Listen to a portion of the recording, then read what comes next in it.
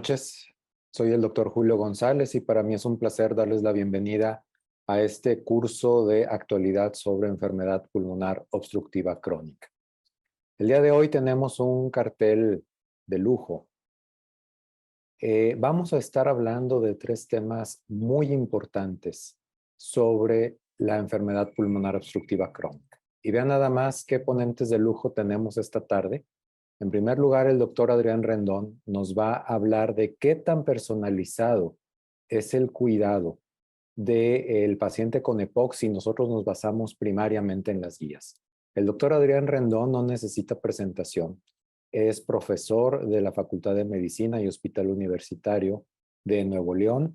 Y bueno, ustedes saben que fue nuestro presidente en el periodo pasado y actualmente se desempeña como vicepresidente de ALAD. Posteriormente, el doctor Abelardo Elizondo nos va a hablar acerca de cuál es la mejor estrategia para hacer los rescates en el paciente con enfermedad pulmonar obstructiva crónica.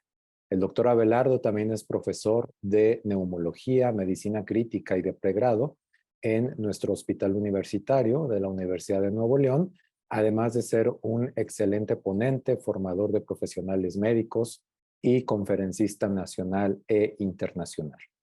Para cerrar esta tercia de ACES tendremos al doctor Salvador Martínez. El doctor Salvador nos va a hablar acerca de cómo nosotros podemos saber cuál es el paciente que más se va a beneficiar en el tratamiento con glucocorticoides inhalados. El doctor se formó en el Hospital de Enfermedades del Tórax Victoria Eugenia. Fue profesor de la Universidad de Medicina de la Nacional Enrique Peña de República Dominicana y ha sido un gran vocal de la educación médica continua en República Dominicana y en todo el Caribe.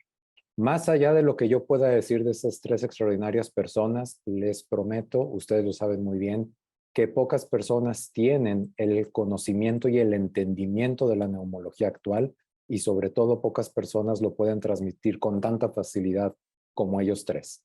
Así que sin mayor preámbulo, los dejo con estas excelentes ponencias. Recuerden, por favor, anotar sus dudas en el chat, ya que al final vamos a tener una interesante sesión de preguntas y respuestas con estas tres personalidades. Es un placer estar con ustedes. Bienvenidos y a disfrutar de esta excelente sesión. Muchas gracias, Julio, por la presentación tan amable. Para mí es un honor compartir las cámaras y los micrófonos con ustedes y les mando un gran saludo a todos nuestros colegas que nos están viendo desde diferentes partes de la República Mexicana y también desde el extranjero. Pues como Julio les platicó, el doctor Rafael Hernández Centeno tuvo la gracia de pedirme que hablara de este tema, si el tratamiento del EPOC es personalizado o no, y voy a tratar de decirles mi opinión a mi manera de lo que yo pienso. Bueno, pues mis conflictos de intereses todos los conocen. Y antes de empezar a hablar de lo que es propiamente GOL, yo creo que es conveniente que aclaremos esta terminología que se ha puesto ya de moda en la última década o un poquito más. Aunque pues los que tenemos más años de dedicarnos a la medicina siempre hemos hecho medicina personalizada. Hasta que aparecieron las guías fue donde empezó a haber la medicina democrática, pero ya desde antes la hacíamos y ahora estamos regresando a los principios de lo que es la buena medicina, que es la atención centrada en el paciente. Los términos de medicina personalizada se refieren básicamente a mi manera de entender a lo que se hacía, a lo que hacemos en un paciente en particular. Lo que yo creo que es mejor para el paciente, eso es lo que hago.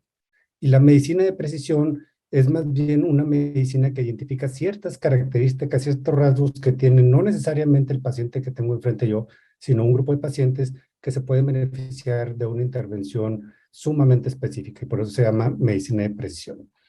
En la actualidad se está tratando de ya no usar el término de medicina personalizada y usar el término de medicina de precisión y que está basada en múltiples características, algunas de ellas muy fáciles de identificar, otras no tanto, desde características genéticas, biomarcadores, respuestas a los tratamientos, el involucro que puede tener la exposición a ciertos factores ambientales.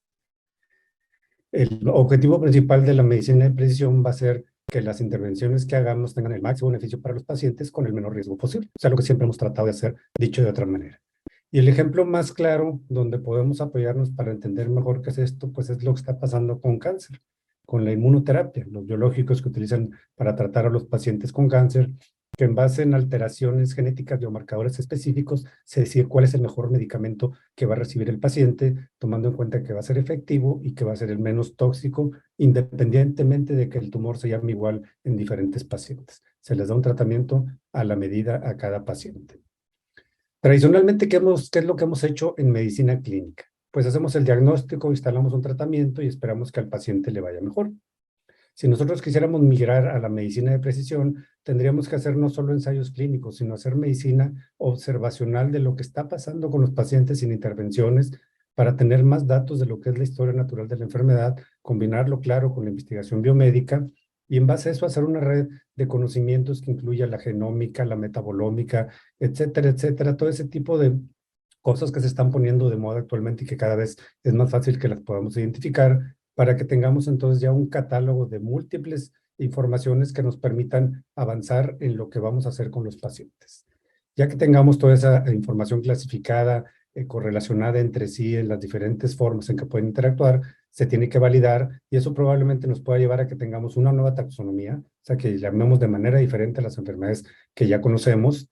¿Y qué va a pasar? ¿Qué impacto vamos a tener en lo que tradicionalmente hacíamos? Pues el diagnóstico va a ser más ajuicioso, las terapias van a ser específicas y por lo tanto a los pacientes les va a ir mejor. Eso es en general hablando de medicina de precisión. Pero ¿dónde estamos en EPOC? ¿Dónde estamos y a dónde tendríamos que ir? Nosotros, si quisiéramos hacer tratamiento individualizado en nuestros pacientes, tendríamos que considerar las manifestaciones clínicas en sus diferentes formas, tanto los síntomas como las repercusiones, los exámenes de laboratorio que el paciente pueda tener, que la intervención que vayamos a hacer, cómo interactuaría con las comorbilidades que tenga el paciente o qué nuevas enfermedades le va a traer al paciente el medicamento que le estemos prescribiendo. Todo eso lo tomamos en cuenta, hacemos un balance y bueno, y nos vamos al menú. Desafortunadamente, el menú que tenemos de intervenciones en EPOC, pues está muy limitado, como lo vamos a ver más adelante.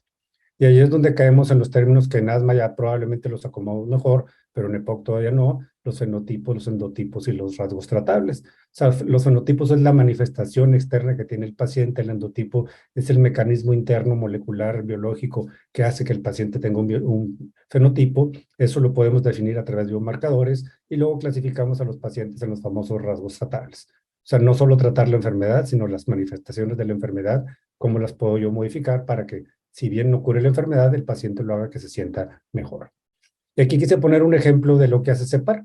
En la clasificación en fenotipos, tratando de hacer medicina de precisión, pues divide a los pacientes en los que exacerban y de los que no exacerban, y luego los que exacerban si tienen enfisema o tienen bronquitis crónica, y luego la sobreposición de asma y EPOC. O sea, es una clasificación, digamos, muy simple, pero con la intención de tratar específicamente a cada paciente. Como podemos ver acá abajo, las opciones de tratamiento que ellos recomiendan son diferentes.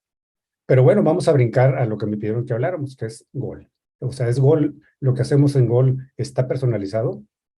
Me voy a remontar al primer GOL, aunque desde 2000 ya lo teníamos disponible, oficialmente es 2001 la fecha. Aquí aparece, en esta columna estoy marcando lo que ahora llamamos rasgos tratables, que a veces no entendemos qué es, pues es básicamente las manifestaciones en las que podemos hacer alguna intervención. Desde ahí ya aparecía la tos, la expectoración, la disnea, el BEF1 y las exacerbaciones. O sea, no es ninguna novedad lo que estamos usando ahorita. Cuando esto evoluciona, una década después, los rasgos tratables nos quitan a la tos y la expectoración dentro de esta clasificación, sigue estando la disnea, aparece la calidad de vida medida por el CAT, tenemos el BEF1 y tenemos exacerbaciones que ya venían desde antes. Y luego en el 2017 aparece otro nuevo rasgo tratable, escalar, desescalar, es decir, la respuesta al tratamiento nos permite aumentar medicamentos o disminuir medicamentos, y también se empieza a considerar otro rasgo tratable que es el tabaquismo. O sea, ya hay recomendaciones para el paciente que fuma o el exfumador, que podemos manejarlos de manera diferente. Y en el 2019 es donde donde GOL se quiere meter un poquito más en lo que es medicina de precisión, con las recomendaciones que hace en este año. ¿Y qué es lo que hace? Pues mete a los eosinófilos al juego con miras a tratar de hacer medicina de precisión enfocada básicamente al uso de esteroides inhalados en la prevención de exacerbaciones. Y aquí los vemos en las tablas, la de inicio de tratamiento, la de seguimiento, aparecen exacerbaciones, disnea, y ahora le sumamos los eosinófilos. Acá nuevamente, disnea, exacerbaciones, la respuesta al tratamiento y aparecen los eosinófilos. Entonces ya estamos teniendo otro actor en el escenario. Entonces, resumiríamos aquí que la medicina de precisión, a partir de esa fecha, los rasgos tratables eran exacerbaciones disneas, la respuesta terapéutica, y como biomarcador aparecían los eosinófilos. Y desde el 2019 al 22 hemos tenido lo mismo.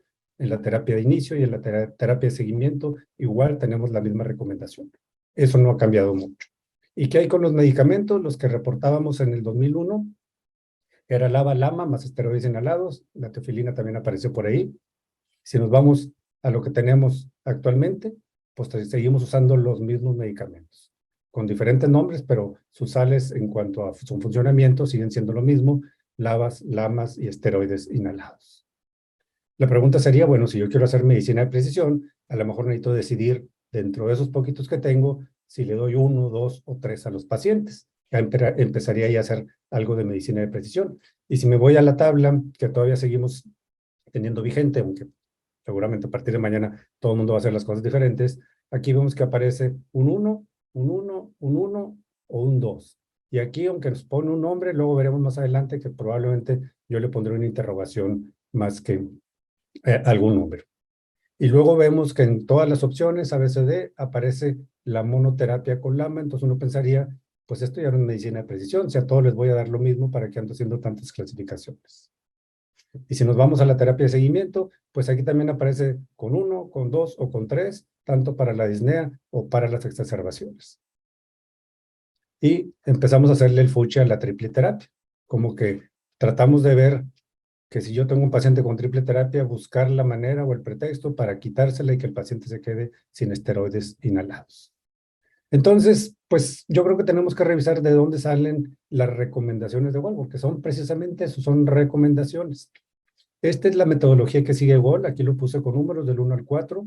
Acá se los pongo en español, la manera como están organizadas este documento. Se hace una búsqueda bibliográfica en PubMed que incluye los 20 artículos, los 20 journals de respiratorios top. También se va sobre Cochrane y solo se investigan los artículos que están en inglés. De ahí se sacan los abstracts, se les pasan a los miembros del comité, un abstract a 2 miembros, se investiga por pares, y cualquier miembro puede revisar abstracts aunque no le hayan tocado, es opcional, y también la revisión del artículo completo es opcional. O sea, el trabajo que se les pide que deben cumplir es la evaluación del abstract. ¿Y cómo lo evalúan? Hay un cuestionario ya estandarizado que básicamente lo que contesta es si la información que se está analizando impacta o no en las recomendaciones actuales y qué modificaciones deberían hacerse. Y cada 6 meses se junta todo el comité, presentan las revisiones que hicieron, discuten los abstracts que consideraron que sí tenían impacto en modificar las recomendaciones de Wall, y por votación se decide si va a tomarse en cuenta o no esa nueva información. Esa es básicamente la metodología con la que salen las guías Wall. Yo me fui a revisar la parte de los algoritmos, los tratamientos de inicio, tratamientos de seguimiento, y fui a buscar las referencias para ver cómo los habían armado. Me encontré que tenían 21 referencias. LAMA contra LAMA más esteroides inhalados, un ensayo clínico, metaanálisis, diferentes combinaciones, poquitos de triple, aparece roflumilaz, acitromicina. A final de cuentas, de todas las referencias que había en el capítulo 134, solo 21 tenían relación con los algoritmos. Aquí están, créanme lo que las revisé todas, y quise hacer el ejercicio si yo podía armar alguno de esos algoritmos, y mi conclusión es que con la información que tenía ahí, yo no hubiera podido ser capaz de armar los algoritmos que nos proponen que sigamos en los pacientes. Y bueno, si nos vamos a leer el texto de esto, vamos a también hacer un poquito piquis aquí, y empezamos con el grupo A. Aquí nos dice un broncodilatador, pero acá nos dice que puede ser lo que tú quieras, de corta o de larga acción. Y si le pone broncodilatador de genérico, pues puede ser un LABA o un LAMA. Pero aquí mismo nos dicen que no existe evidencia de calidad para justificar esa recomendación. Y luego en el texto nos dicen que la combinación de un SABA y un SAMA es mejor que la monoterapia, o sea, quedar SABA o SAMA. Pero esa recomendación, si es mejor, pues yo creo que debería venir en la tabla y no aparece. La recomendación en el grupo B de usar un LAMA o un LABA, o al revés, empezar con uno o el otro, pues también nos dicen, aunque aquí les recomiendan que cualquiera de los dos, no existe evidencia de calidad que justifique esa recomendación. Y luego en el texto encontramos que una parte dicen que LAMA es mejor que LABA, pero acá lo están recomendando que yo puedo usar cualquiera de los dos. Entonces la medicina de precisión aquí como que se nos empieza a hacer bolas. Y luego, si seguimos explorando el grupo B, vemos que nos dicen que el LABA-LAMA es muy bueno para los pacientes que están muy disnéicos y lo debemos considerar. pero no lo ponen acá. En terapia de inicio nos ponen solo LABA o LAMA. O sea que si el paciente está muy disneico, lo voy a hacer sufrir antes de darle la doble terapia.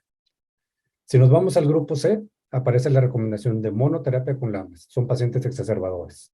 Esa recomendación está basada en 2 referencias. Cuando las fui a revisar, pues lo que me encontré es que ahí incluyeron pacientes que no serían de la clasificación de C en la actualidad, o sea, de la vigencia de estas recomendaciones, y que no usaran lo que usamos nosotros para medir si el paciente es disneico o no, que es el MMRC o el CAL. Usaron otros tipos de cuestionarios para medir disnea. Entonces, probablemente la recomendación no sea tan precisa. Nuevamente aquí vemos la recomendación de LAMA o LABA en el grupo C o en el grupo D, pero en el texto nos dicen que la combinación de los dos es mejor que la monoterapia, tanto para disnea como para exacerbaciones. Y pues casualmente estos pacientes de acá arriba son exacerbadores y este además también tiene disnea. Y estamos recomendando monoterapia en ese grupo de pacientes. La recomendación de LAMA en el grupo C está basada en esas 2 referencias, pero ya habíamos mencionado entonces que si estos pacientes son exacerbadores, les estamos dando LABA o LAMA, porque LAMA previene más exacerbaciones que LAMA, pero ¿cuál es el mejor medicamento para prevenir exacerbaciones? Pues son los esteroides inhalados y no los estamos recomendando en este grupo. Nos vamos al grupo D, aparece la monoterapia de LAMA. No hay ninguna referencia al respecto en ese grupo, al menos yo no la encontré. Y luego cuando nos vamos a la combinación de LAMA o LABA-LAMA como recomendación en el grupo D, estos pacientes son exacerbadores por definición. O sea, nuevamente la pregunta es, ¿por qué no les damos lo que ha demostrado que previenen más exacerbaciones en ese grupo, que es los esteroides inhalados? Bueno, aquí aparecen por fin los esteroides inhalados, pero aparecen en combinación con LABA. Pero estos pacientes son disneicos, los de la columna del lado derecho, y ya habíamos dicho que lo mejor para la disnea es el LABA más el LAMA, y aquí no se lo estamos dando a estos pacientes. O sea que deberían estar, si les vamos a dar esteroides inhalados, en triple terapia. Y bueno, si nos vamos a la conclusión de estas recomendaciones, pues que nos dicen que en la terapia de inicio no existe evidencia de calidad de ensayos clínicos randomizados que apoyen lo que se está poniendo aquí en estos algoritmos. Y si nos vamos a los de seguimiento, disnea o exacerbaciones, disnea persistente nos dice que es cuando tenemos que escalar a los pacientes. Pues yo lo que veo en mis pacientes es que aunque les mejore la disnea un poco, aunque puedan hacer algo más, siguen estando disneicos los pacientes. Ni los LABA o los LAMA, ni los LABA-LAMA eliminan la disnea por completo, ni la incapacidad para que el paciente haga su vida diaria de manera convencional. Pues la pregunta ahí se antojaría es, ¿por qué no les damos el máximo beneficio broncodilatador a todos los pacientes que tienen disnea? Y luego hay pacientes disneicos que se recomendó LABA más esteroides inhalados. Bueno, estos deberían de recibir doble broncodilatación. Aquí yo creo que probablemente sí estamos de acuerdo. Y los pacientes que no tenían indicación de LABA más esteroides inhalado, pues también deberían estar en doble broncodilatación. Entonces ya aparece en el escenario que nos están dando la opción de que muchos de los pacientes van a tener que estar en doble broncodilatación, si no es que todos los pacientes. Y luego nos dicen que los exacerbadores en monoterapia se deben escalar a LABA-LAMA si sus eosinófilos son menos de 300. Que los que están en LABA más esteroide inhalado y tienen una exacerbación y eosinófilos arriba de 300 son los que deben recibir el esteroide inhalado, está justificado. Pero si nada más tienen una exacerbación, pues para mí estos son pacientes del grupo B y estamos recomendando dar esteroide inhalado ahí, que era lo que no hacíamos. Luego, si yo tengo a pacientes del grupo D con LABA y esteroides inhalados y tienen EOS de 100 o más, eso es lo que los voy a dejar. Pero ¿por qué no estoy tratando la disnea en esos pacientes? Como que se contradicen las recomendaciones con el razonamiento clínico. También nos dice la guía que si los exacerbadores están en LABA-LAMA doble broncodilatador, debemos escalarlos a triple si sus eosinófilos son arriba de 100. Creo que probablemente todos estaremos de acuerdo. O sea, hay que empezar a dar esteroides inhalados en el punto de corte mínimo en el que el paciente se pueda beneficiar.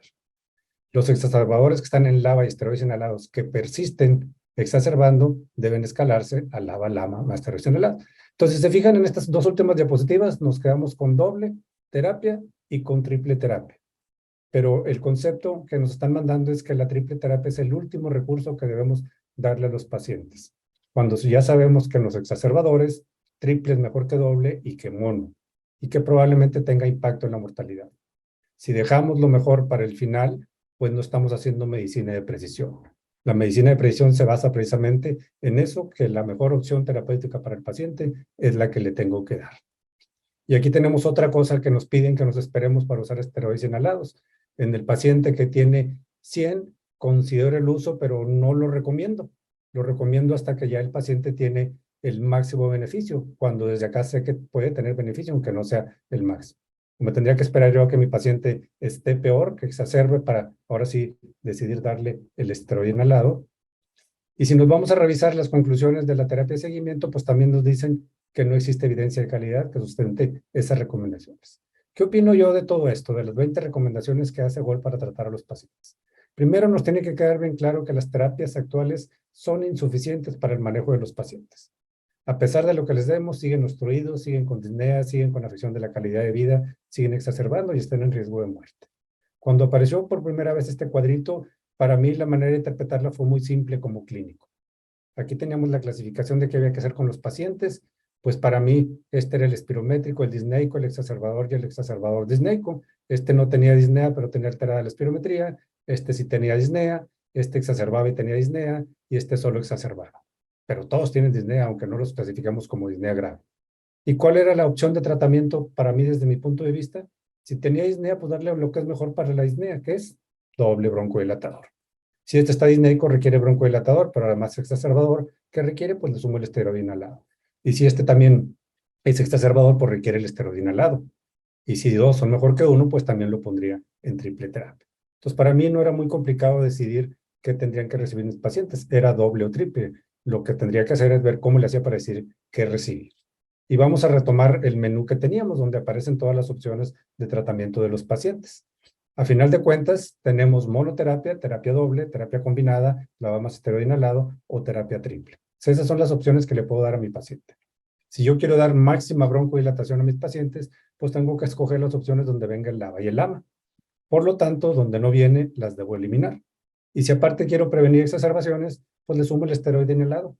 Y a final de cuentas me quedo únicamente con estas dos opciones, que probablemente serían las que aplicarían en la mayor parte de los pacientes. Y regresando a este cuadrito que ya habíamos visto, pues quito las opciones que no me interesan, simplifico esto y a final de cuentas me quedo con dos opciones, doble terapia o triple terapia. ¿Dónde estamos ahorita? Ahorita lo que estamos haciendo es clasificación de fenotipos y manejo de los síntomas, pero tenemos que movernos a identificar los endotipos, buscar biomarcadores adecuados que nos digan qué es lo que debemos tratar a nuestro paciente. Desafortunadamente en biomarcadores estamos en pañales, solo tenemos los eosinófilos y en los rasgos tratables seguimos básicamente manejando la disnea y el riesgo de exacerbaciones. Tenemos que movernos a los ensayos clínicos que habíamos, a los estudios, perdón, no necesariamente ensayos clínicos que habíamos platicado, estudios epidemiológicos, estudios de base de datos, sacar la información de los pacientes en su historia natural, en las respuestas al tratamiento, establecer nuevos grupos de pacientes para decidir cómo vamos a manejar a cada uno de estos grupos, identificar todo lo que podamos dentro de los pacientes, desde el multiomic, donde vamos a meter genes, proteínas, respuestas inmunológicas, todo lo que podamos tener a la mano para clasificar a los pacientes, validar esa información y ya que la tengamos disponible, ahora sí, desarrollar ensayos clínicos para ver si con esa información yo puedo encontrar la mejor medicina para mi paciente. Dicho de antemano, con lo que tenemos disponible ahorita, probablemente va a ser muy difícil que podamos hacer medicina de precisión. Entonces, ¿qué podemos hacer en este momento? Para mí, si estas son las dos opciones, pues lo que tengo que hacer es decir quién no requiere triple terapia. Sería lo primero que buscaría. O cómo digo quién sí requiere triple terapia. Y yo lo que hago es me voy a los ensayos clínicos donde se ha demostrado que la triple terapia es mejor que la doble, o que la mono, o que la combinada, y entonces veo los criterios de inclusión de esos pacientes. Y si mi paciente, el que tengo enfrente, entraría en los criterios de inclusión de cualquiera de estos tres estudios, aquí estoy en los criterios de inclusión de cada uno de ellos, lo reviso cada que voy a evaluar un paciente, digo, bueno, pues este paciente sí es candidato a recibir esa medicina, porque ese estudio en particular le queda la medida, inclusive el paciente pudo haber participado en él. Por lo tanto, es lo más cerca que estaría de hacer medicina de precisión con mi paciente. Y claro que no se me olvide escoger nuevamente con precisión el mejor dispositivo que mi paciente pueda usar con las diferentes herramientas que tenemos para evaluar cuál es el mejor dispositivo para cada paciente. Seguimos sin tener información que es muy necesaria, no conocemos los mecanismos moleculares de la inflamación en EPOC a fondo, no tenemos biomarcadores de pronóstico a largo plazo, ni sabemos cuál es la efectividad de las terapias. Nuestros estudios de ensayos clínicos son a 1 año, a 2 o a 3 años, pero a largo plazo realmente no sabemos cómo evolucionan estos pacientes. y tenemos muchísimas respuestas que no hemos podido contestar. Vamos a entrar en nuevas definiciones de EPOC, o sea, esto se va a poner más complicado. Ya nos vamos a poner de acuerdo en cuántos eosinófilos, 100, 300 o no importa cuántos, los que sean. Vamos a tener nuevos medicamentos que no tengamos que andar contando los eosinófilos. Podemos buscar como parte del tratamiento evitar la progresión del EPOC, o sea, meter esto como un rasgo tratable. También esto iría de la mano en que no perdamos más función pulmonar en etapas tempranas, cómo prevenir que no tengamos enfisema, manejar las comorbilidades junto con el EPOC. Es igual que como lo hacemos ahorita, tendríamos que ser más finos en cómo decidir el manejo de nuestros pacientes. ¿Debería ser la sobrevida un objetivo principal del manejo de nuestros pacientes con EPOC? Pues yo creo que sí. Usamos diferencias clínicas en los ensayos clínicos, pero cuando uno se pone a ver de dónde salió esa información de que 4 o 6 o -2, eso es significancia clínica, pues te das de topes con que pues realmente no está muy sustentado. Aunque lo usamos, todos lo aceptamos como idioma, deberíamos probablemente definir mejor la significancia clínica de las diferencias. Otra cosa que yo creo que debería hacerse cuando se hace una recomendación, pues el siguiente ensayo clínico debería ser probar esa recomendación. O sea, el siguiente ensayo clínico que vamos a hacer, si en el grupo D dijeron que esto es lo que había que hacer, bueno, lo pongo en un ensayo clínico, a uno les doy lo que dicen, a otro no le doy lo que dice el grupo D y veo la efectividad de esa intervención. Costo-beneficio, como en todas las cosas, debemos tenerlo en la mano. Ahorita estamos hablando de EPOC y todo lo que tiene espirometría obstruida, decimos que es EPOC, pero la mayor parte de lo que sabemos es EPOC por tabaco. De los otros EPOC, si es que los debemos llamar así, enfermedades obstructivas, de esos no sabemos gran cosa, ni cómo diagnosticarlos, ni cómo tratarlos de una manera precisa. Vamos a empezar a diagnosticar EPOC en jóvenes, se manejan igual que los pacientes de mayor edad, que tienen muchas comorbilidades, o el EPOC que ya tiene con hipoxemia, pues ahorita decimos, le pongo el ABCD más oxígeno, lo mismo con el que tiene hipoxemia y hipercapnia, ABCD más ventilación invasiva. ¿Realmente esa es la manera como se deben manejar a esos pacientes o debe ser diferente? Y bueno, pues GOL 23 se suponía que no le iban a presentar el jueves, ya anda circulando por ahí algunas de las cosas, y no soy adivino, no soy brujo, pero como que le atiné a lo que les acabo de presentar, porque el grupo A y el grupo B aquí los tenemos, el A sigue estando igual, en el B ya pusieron solo doble broncodilatador, desapareció el C y el D, ya le hicieron el fuchi al abecedario, inventaron ahora el grupo E, aparece doble o triple terapia basada en la cuenta de eosinófilos, terapia de inicio. Si nos vamos a la terapia de seguimiento, no sé por qué ponen aquí LABA o LAMA, si acá no la tenían, pero bueno, ahí la pusieron, pero nuevamente tenemos aquí doble broncodilatación, doble o triple. O sea que nos quedamos con las opciones que habíamos comentado previamente, que la gran mayoría de los pacientes van a estar en doble broncodilatación o en triple terapia. Y con esto doy por terminada mi presentación. Seguramente vamos a tener muchas cosas que comentar al final de este simposio. Les agradezco mucho su atención.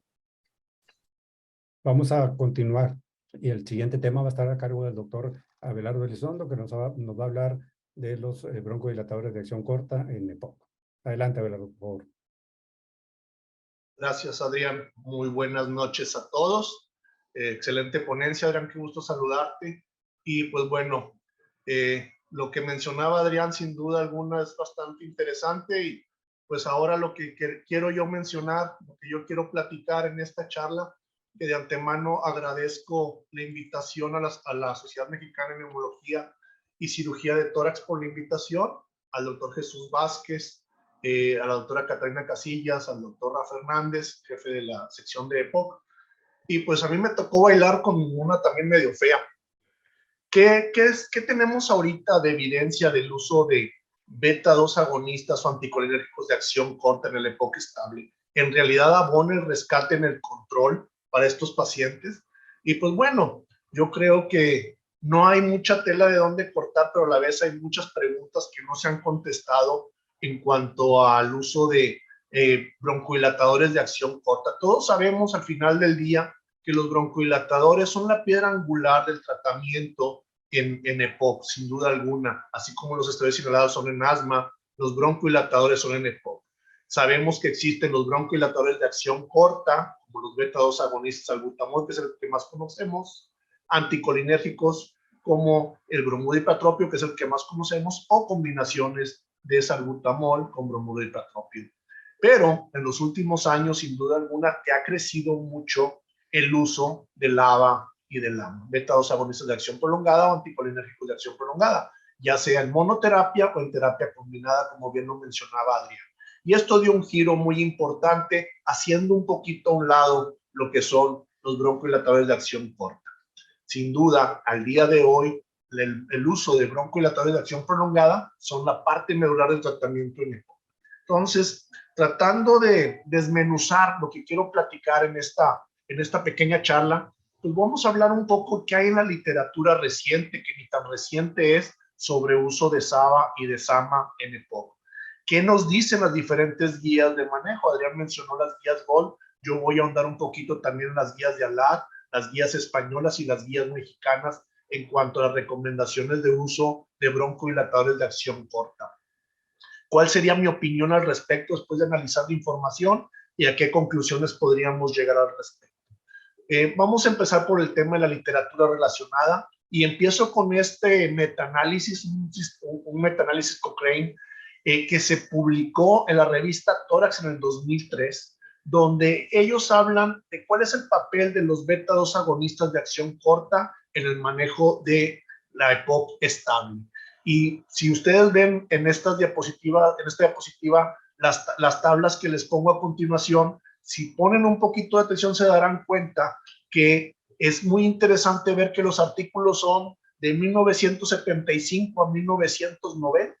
Son artículos relativamente viejos cuando todavía no teníamos mucho arsenal en cuanto al tratamiento. Y aquí, al revisar estas tablas, nos dimos cuenta que definitivamente usar un beta-2 agonista de acción corta era mucho mejor que usar placebo en términos de mejoría del BEF1, en términos de preferencias del paciente comparado con placebo y en términos de que el paciente no deja o no retira su tratamiento.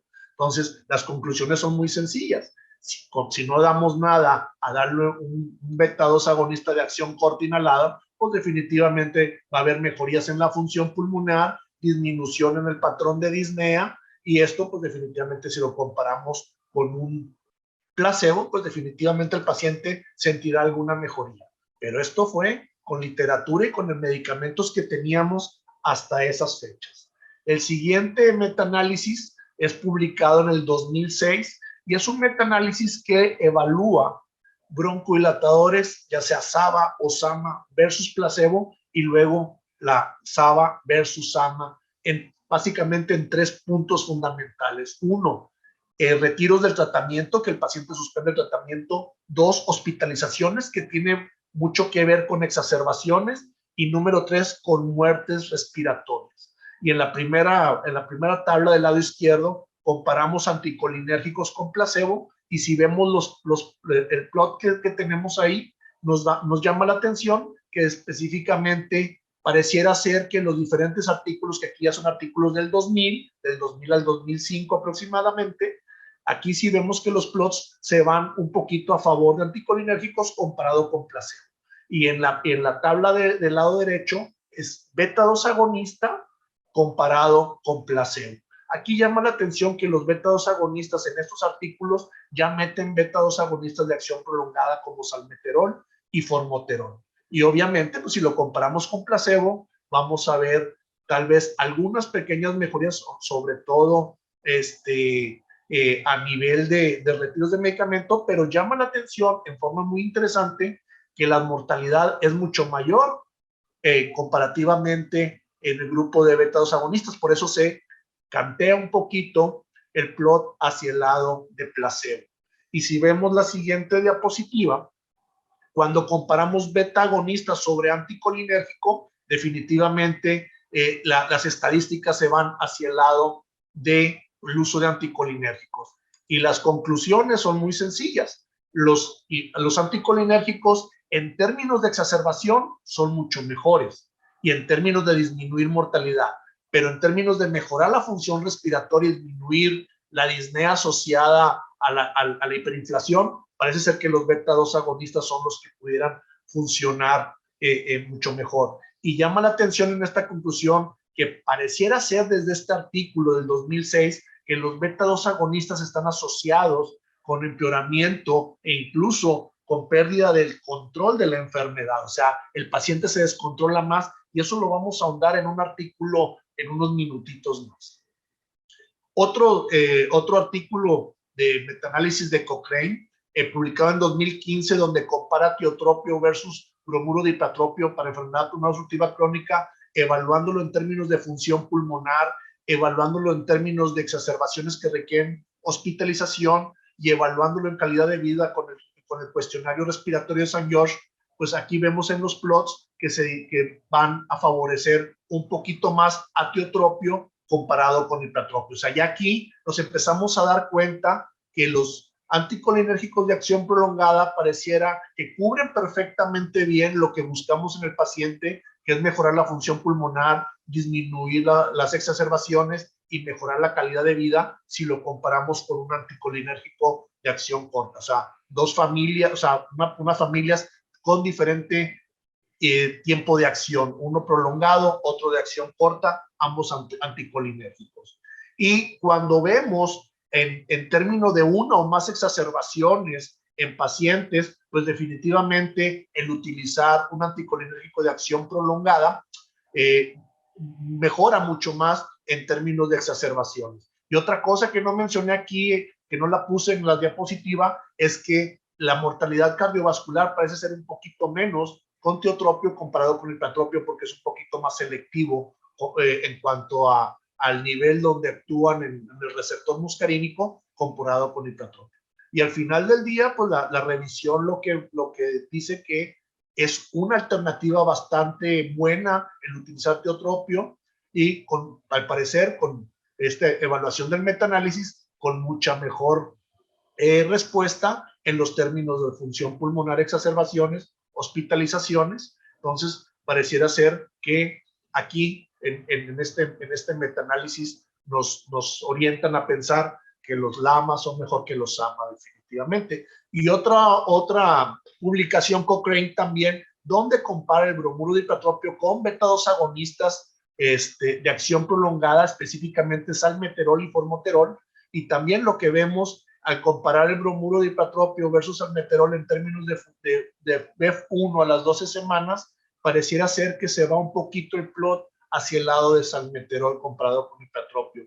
Mas, sin embargo, en cuestionarios de calidad de vida, que es lo que vemos en la parte baja de la columna del lado izquierdo, no pareciera haber gran cambio. Parece ser que son muy modestos los cambios a favor de un beta-2 agonista de acción prolongada. Más sin embargo, cuando comparamos el uso de medicamento de rescate, al utilizar un LABA, pareciera ser que utilizamos menos medicamento de rescate.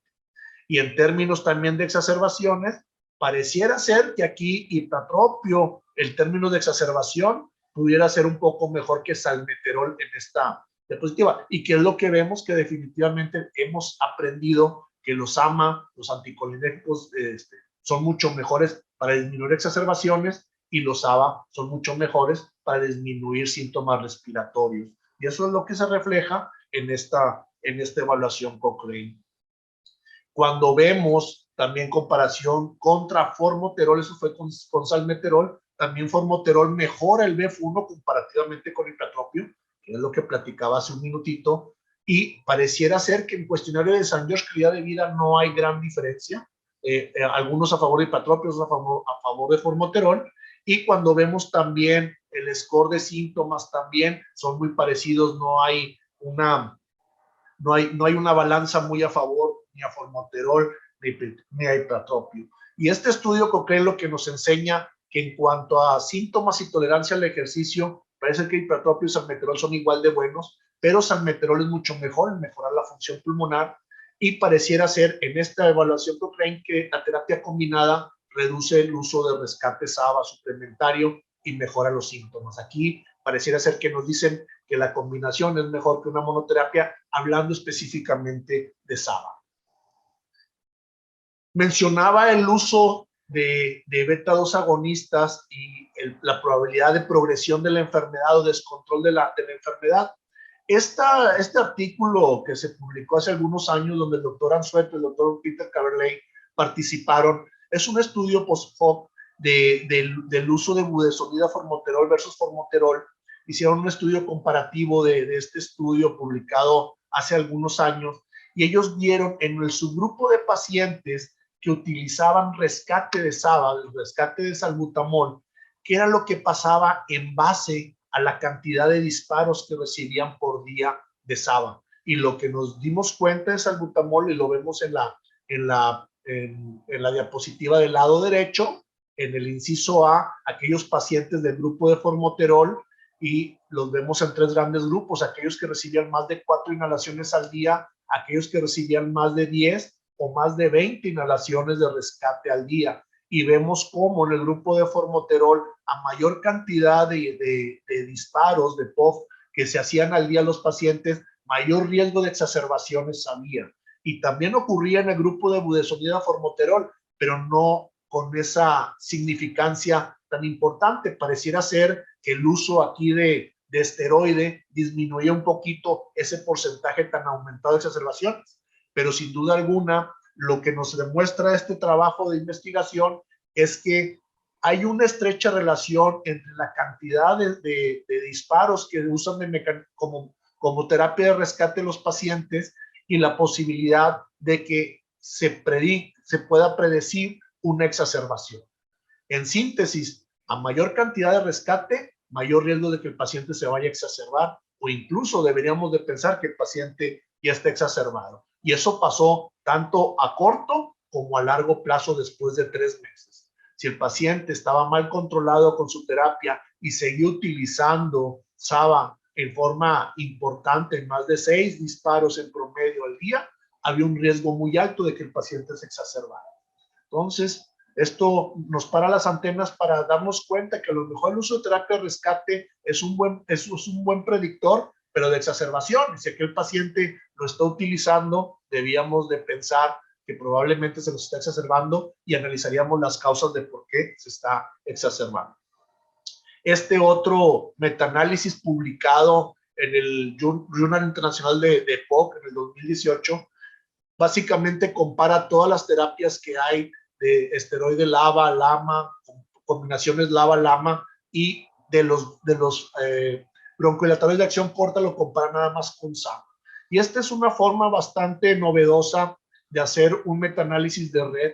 Y aquí ven ustedes en el cuadro más grande todos los broncodilatadores y combinaciones de LABA esteroide que se utilizan, que tenemos en el mercado prácticamente. Y aquí lo que quiero que vean ustedes es que busquen en cada uno de las barras, en BEF1, en índice transicional de Disnea, en el cuestionario de St. George, el que tenga el número más alto, el ranking más alto, porque esto se define en base a un valor que se llama Sutra. Es un valor bajo la superficie de un ranking. O sea, el que está mejor rankeado quiere decir que es mejor en esos términos. Y si, por ejemplo, vemos BEF1, nos vamos a dar cuenta que indacaterol, glicopirronio, tiotropio, lodaterol y omeclidinio bilanterol son los que están mejor rankeados. Y si nos vamos al índice transicional de Disnea, cuestionario de St. George, nos damos cuenta que al final del día lo que es la combinación LABA-LAMA es mucho mejor en términos de función pulmonar y calidad de vida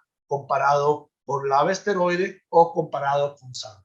Entonces, si queremos determinar qué paciente es candidato para SAMA, pues parece ser que las diferentes evidencias científicas no dan un lugar para un grupo en específico de pacientes que puedan utilizar ya sea beta-2 agonista o anticolinérgico de acción corta. ¿Y por qué todo esto? O sea, ¿cuál es la connotación clínica y del día a día de esta literatura que tenemos? Pues porque tenemos que evaluar que lo que está ocurriendo en la consulta de los médicos de primer contacto y de la consulta en general de los pacientes que están viendo EPOC, pues sigue siendo el uso de SABA y de SAMA bastante común, e incluso la terapia combinada bastante común.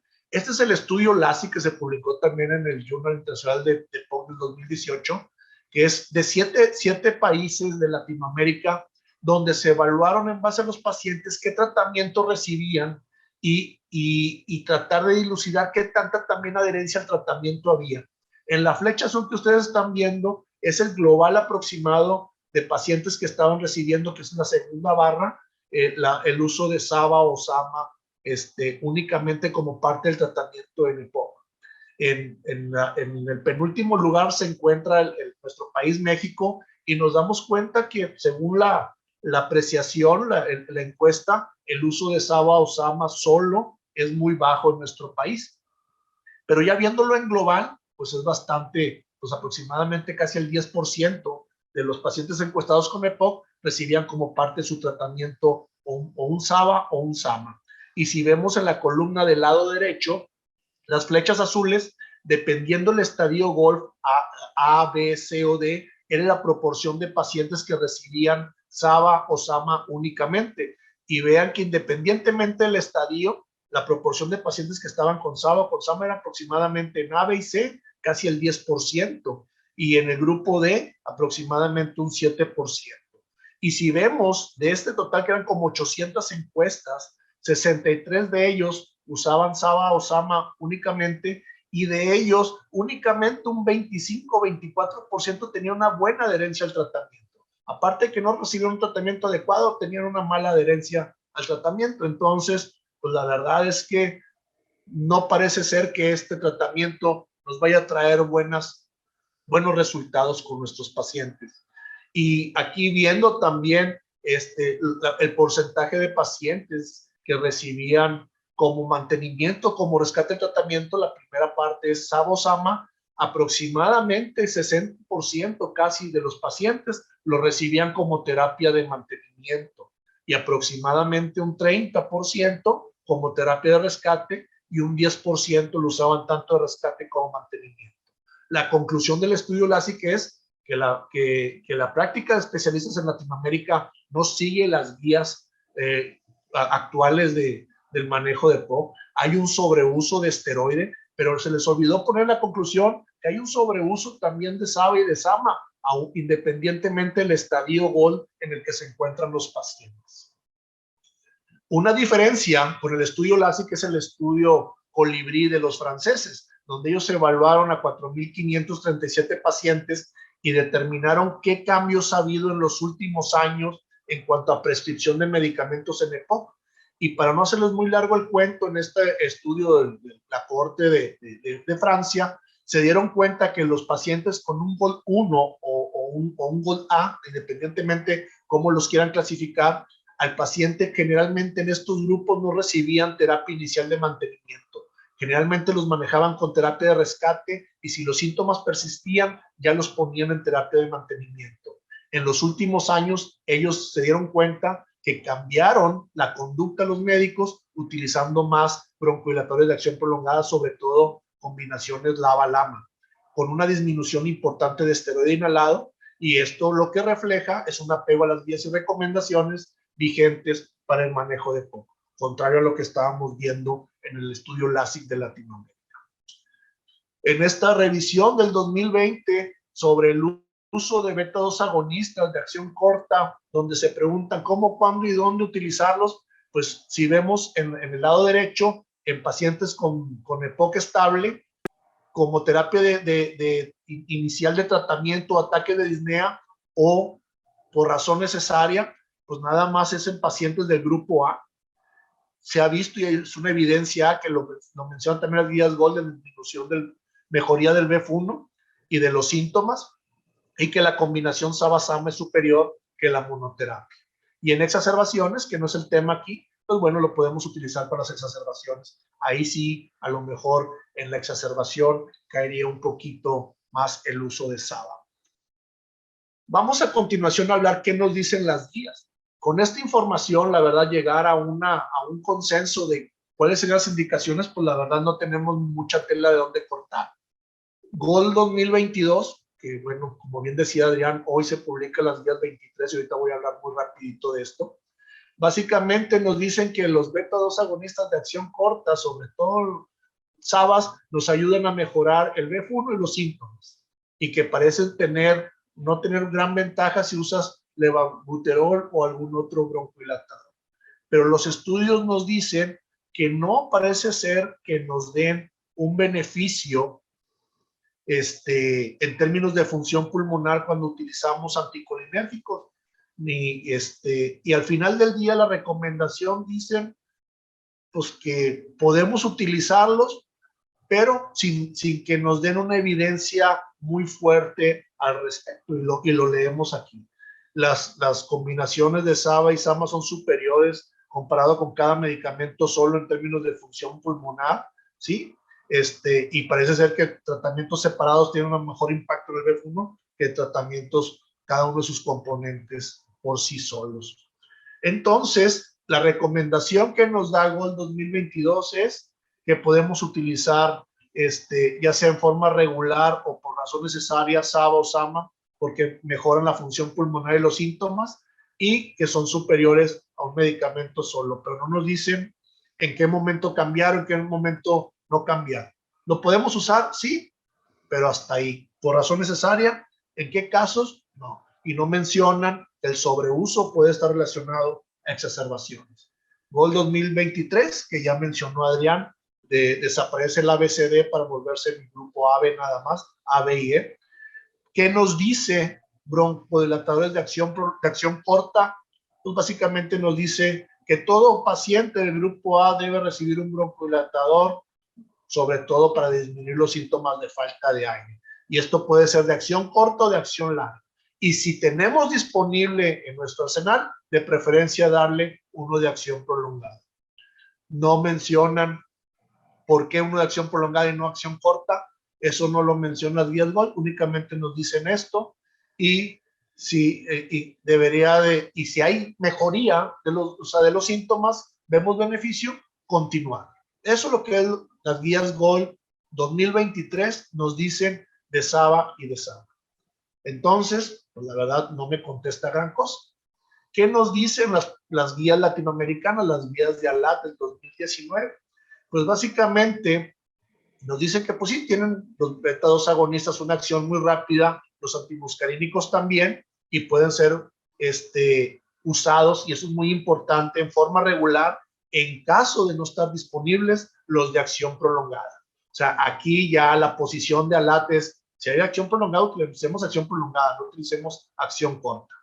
Y esto es bastante importante en cuanto al manejo del EPOC estable. Podemos utilizarlos como rescate, pudiera ser, pero si estamos pensando por rescate, a lo mejor lo que le falta al paciente es un tratamiento óptimo. Y la pregunta que ellos se hacen, ¿los broncodilatadores de acción prolongada, LABA o LAMA, son más efectivos que los de acción corta en pacientes con EPOC leve? La respuesta es muy sencilla. No hay trabajos, no hay estudios de investigación de buena calidad randomizados que comparen SABA o SAMA versus LABA o LAMA en EPOC leve. Los estudios que hay es en EPOC moderado o severo. Ahí no me sirve de nada. A mí me gustaría ver estudios en EPOC leve, pero no los hay. Eso es muy importante. Entonces, a falta de estudios, yo creo que la decisión más lógica es utilizar broncodilatadores de acción prolongada. ¿Qué nos dicen las guías CEPAR del 2021?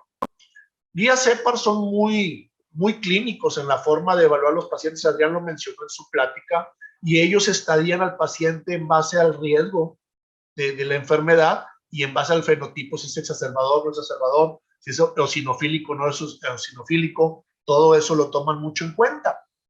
Y en base a su clasificación, que aquí lo vemos, ellos dicen que en el caso poco frecuente de un paciente con una obstrucción leve y con muy pocos síntomas, tal vez esos pacientes sean los candidatos a recibir un broncodilatador de acción corta a demanda. O sea, aquellos pacientes con muy poquitos síntomas, con una obstrucción muy leve, que prácticamente son sanos, ellos a lo mejor acción corta por razón necesaria.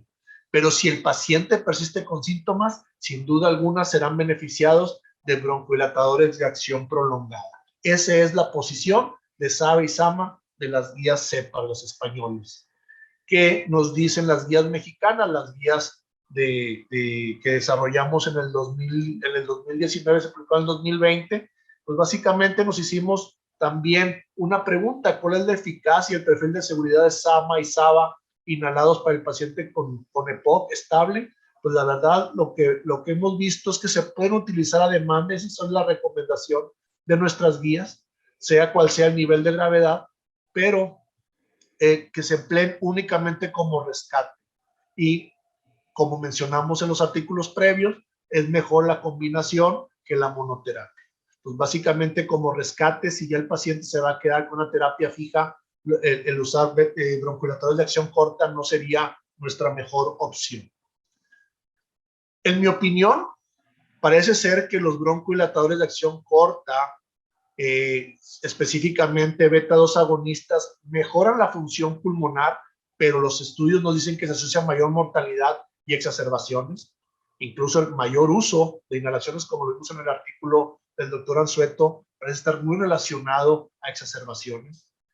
SAMA, los anticolinérgicos de acción corta, parecen mejorar las exacerbaciones, pero aumentan el riesgo de complicaciones cardiovasculares, como lo hemos visto. Definitivamente, si vamos a utilizar rescate, sería mejor la combinación SAO-SAMA que una monoterapia.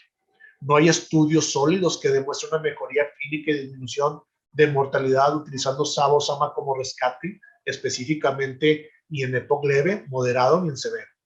Y el uso de SABA yo creo que lo vamos a utilizar como un predictor de riesgo de exacerbaciones a corto y largo plazo y lo debemos de tener mucho en cuenta. En conclusiones, no existen estudios en EPOC leve que comparen el uso de broncodilatadores de acción corta con un LABA o con la terapia combinada.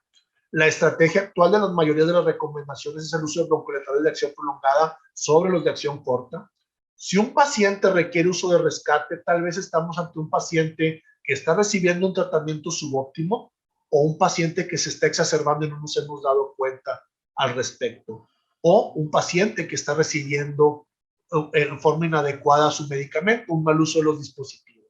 Pues aquel paciente que tenemos en un tratamiento estable requiere medicamento de rescate, hay que parar las antenas y pensar en que, número 1, se está exacerbando, número 2, está en tratamiento subóptimo, o número 3, no está utilizando el dispositivo adecuado.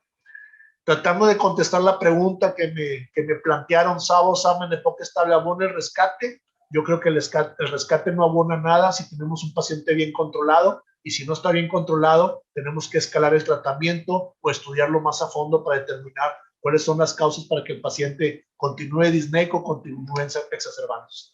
Muchas gracias, les agradezco mucho su atención y los dejo ahora. Bien, esto es en vivo, así que son cosas que pasan, pero bueno. La EPOC es una enfermedad compleja, heterogénea. Y es compleja, heterogénea, tanto a nivel clínico como biológico, porque la complejidad significa que la EPOC tiene varios componentes, y esos componentes son interacciones dinámicas que no son lineales, mientras que la heterogeneidad de la EPOC implica que no todos los componentes están presentes en todos los pacientes con EPOC todo el tiempo, ni en diferentes tiempos de un mismo paciente. A pesar de esta complejidad y especificidad que tiene la EPOC, nosotros tenemos que valorarla en función de lo que nosotros consideramos lo que es un fenotipo, que es cualquier cualidad o manifestación observable de un trastorno o de un organismo, como su morfología. Si nosotros miramos y recordamos al Quijote de la Mancha, nosotros pensaríamos que este correspondería a el Quijote y Sancho al paciente que nosotros conocíamos antes como el Blue Rider. Pero la EPOC es mucho más compleja que esto. Debido a que la EPOC es una enfermedad heterogénea, los diferentes colores que tenemos acá nos habla de que son los diferentes tipos de pacientes con enfermedad pulmonar obstructiva crónica. El concepto de fenotipo clínico intenta proporcionar cierto orden a todo esto, es decir, que lo que nosotros vamos a tener es agrupamiento de los pacientes con EPOC, con condiciones clínicas similares. Sin embargo, en la vida real, los pacientes con EPOC no solo son heterogéneos, sino también complejos, lo que indica que pueden presentarse diferentes características clínicas en proporciones variables en un paciente determinado. Así que nosotros haremos uso de lo que nos enseñaron los españoles, que se mencionó hace poco, de la estratificación que hace la Sociedad Española de los pacientes con esta característica de EPOC. En primer lugar, después de las consideraciones generales que tienen todos los pacientes con enfermedad pulmonar obstructiva crónica y lo que hay que hacer, ellos clasifican a los pacientes en bajo y alto riesgo.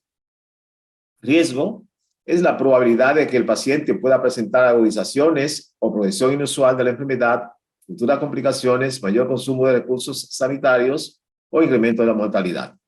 Y ellos se basan no solamente en lo que es la obstrucción, la disnea y exacerbaciones mínimas en el último año. Y esta clasificación es muy importante porque nos permite hacer un perfil más cerca del paciente basado en los signos y síntomas que el mismo puede presentar. Así es que ellos proponen un manejo inicial de que el paciente de bajo riesgo se le da un fármaco inhalado dirigido por la magnitud de los síntomas básicamente. No se da medicamento antiinflamatorio, ni tampoco ellos piensan que un medicamento oral puede hacer nada para un paciente de bajo riesgo. Sin embargo, los pacientes de alto riesgo se van a dar los medicamentos basados en su fenotipo clínico. Y esto es muy importante porque tenemos 3 fenotipos clínicos que aparecen en la última normativa de la normativa GSPO de España. Y estas exacerbaciones que ocurren en este grupo fenotípico que ellos manejan, piden que haya 4 semanas de diferencia entre la aparición de una y otra para tratar de desvincular la presencia de un evento de recaída o un fracaso terapéutico y que no sea realmente una exacerbación. Así que lo que nosotros buscamos es el manejo adecuado de los pacientes que nosotros tenemos con enfermedad pulmonar obstructiva crónica. Y la idea que tenemos todos y que conocemos desde siempre es que los pacientes con enfermedad pulmonar obstructiva crónica, la base de tratamiento son los broncodilatadores. Pero como hemos visto en esta noche, tenemos muchos aspectos que ver con los broncodilatadores. De ellos, estos son los que nosotros más empleamos en la patología de EPOC y lo podemos utilizar en monoterapia, terapia dual o triple terapia, y estos son lo que nosotros vemos. Ahora bien, cuando nosotros manejamos a los pacientes, lo vemos basado en un tratamiento inicial, que es el que nosotros queremos dar a los pacientes cuando están en la consulta nuestra, lo vemos por primera vez, y el seguimiento que deben recibir estos pacientes. La normativa GSPO dice que un paciente de bajo riesgo debe darse siempre un LAMA. Y ellos dicen que un LAMA porque no solamente mejora la calidad de vida de los pacientes, limita la posibilidad de que haya esas relaciones, y ellos piensan que disminuye la probabilidad de que haya una progresión importante en los eventos que pueda presentarse en el desarrollo de la EPOC en los pacientes iniciales. Y que se da un LAMA si hay persistencia e incremento de síntomas, y ellos dicen que si esto aparece, habría que valorar comorbilidades, la adherencia al tratamiento y la técnica inhalatoria. Sin embargo, en los individuos de alto riesgo, ellos dicen, bueno, le podemos dar la combinación de LAMA a aquellos pacientes que no son exacerbadores, aquellos que son exacerbadores no eosinofílicos, le damos también un LAMA, pero aquellos que son exacerbadores, pero que también tienen eosinófilos muy importantes en su célula, entonces le damos un LAMA con corticosteroides inhalados. Al grupo de pacientes que nosotros durante el seguimiento va a depender las modificaciones que hagamos en el manejo de estos pacientes, va a depender de los rasgos tratables que nosotros tengamos de los mismos, pero también de qué evolución clínica van a tener frente a la disnea, frente a las exacerbaciones cuando nosotros manejamos a estos pacientes. Así que estos rasgos tratables de los pacientes, como son la disnea, el déficit de alfa-1 antitrisina, enfisema, hipertensión pulmonar, insuficiencia respiratoria, etcétera, nosotros lo vamos a agrupar aquí en este grupo de pacientes. Pero esos rasgos que tienen estos pacientes, tenemos 3 pacientes con EPOC, no podemos hacer un copy-paste de estos pacientes cuando vamos a manejarlo, y tenemos entonces distintos rasgos tratables de estos individuos. Denominamos rasgo tratable, se va a utilizar para referirse a una característica clínica, fisiológica, biológica, que se puede identificar con pruebas diagnósticas o biomarcadores. Entonces, al final, nosotros pensamos que LAMA, pero estos pacientes, todos así, le damos corticoides inhalados porque esos rasgos son los que el paciente necesita, entonces viene la medicina personalizada basada en estos criterios. Los españoles hablan de que esos rasgos fenotípicos se van a caracterizar en no agudizadores eosinofílicos y fenotipo agudizador eosinofílico. ¿Y en qué se basan estos criterios? Bueno, en este grupo de pacientes son individuos que no tienen muchas exacerbaciones, apenas una, y que no van a ingresarse en un centro médico por los signos y síntomas que presentan. El fenotipo agudizador no eosinofílico es un paciente que tiene más de 2 agudizaciones moderadas, una agudización grave con internamiento, o moderada puede ser igual, pero tiene menos de 300 eosinófilos en el conteo de sus células. En aquel fenotipo agudizador eosinofílico, es el mismo paciente que ha tenido más de 2 agudizaciones, una agudización grave con internamiento hospitalario, pero tiene más de 300 eosinófilos. Se sabe que un 15 a 25% de los pacientes de este grupo tienen más de 300 eosinófilos cuando nosotros manejamos en estadística a los pacientes con EPOC. Y estos pacientes van a responder muy bien a los corticosteroides inhalados.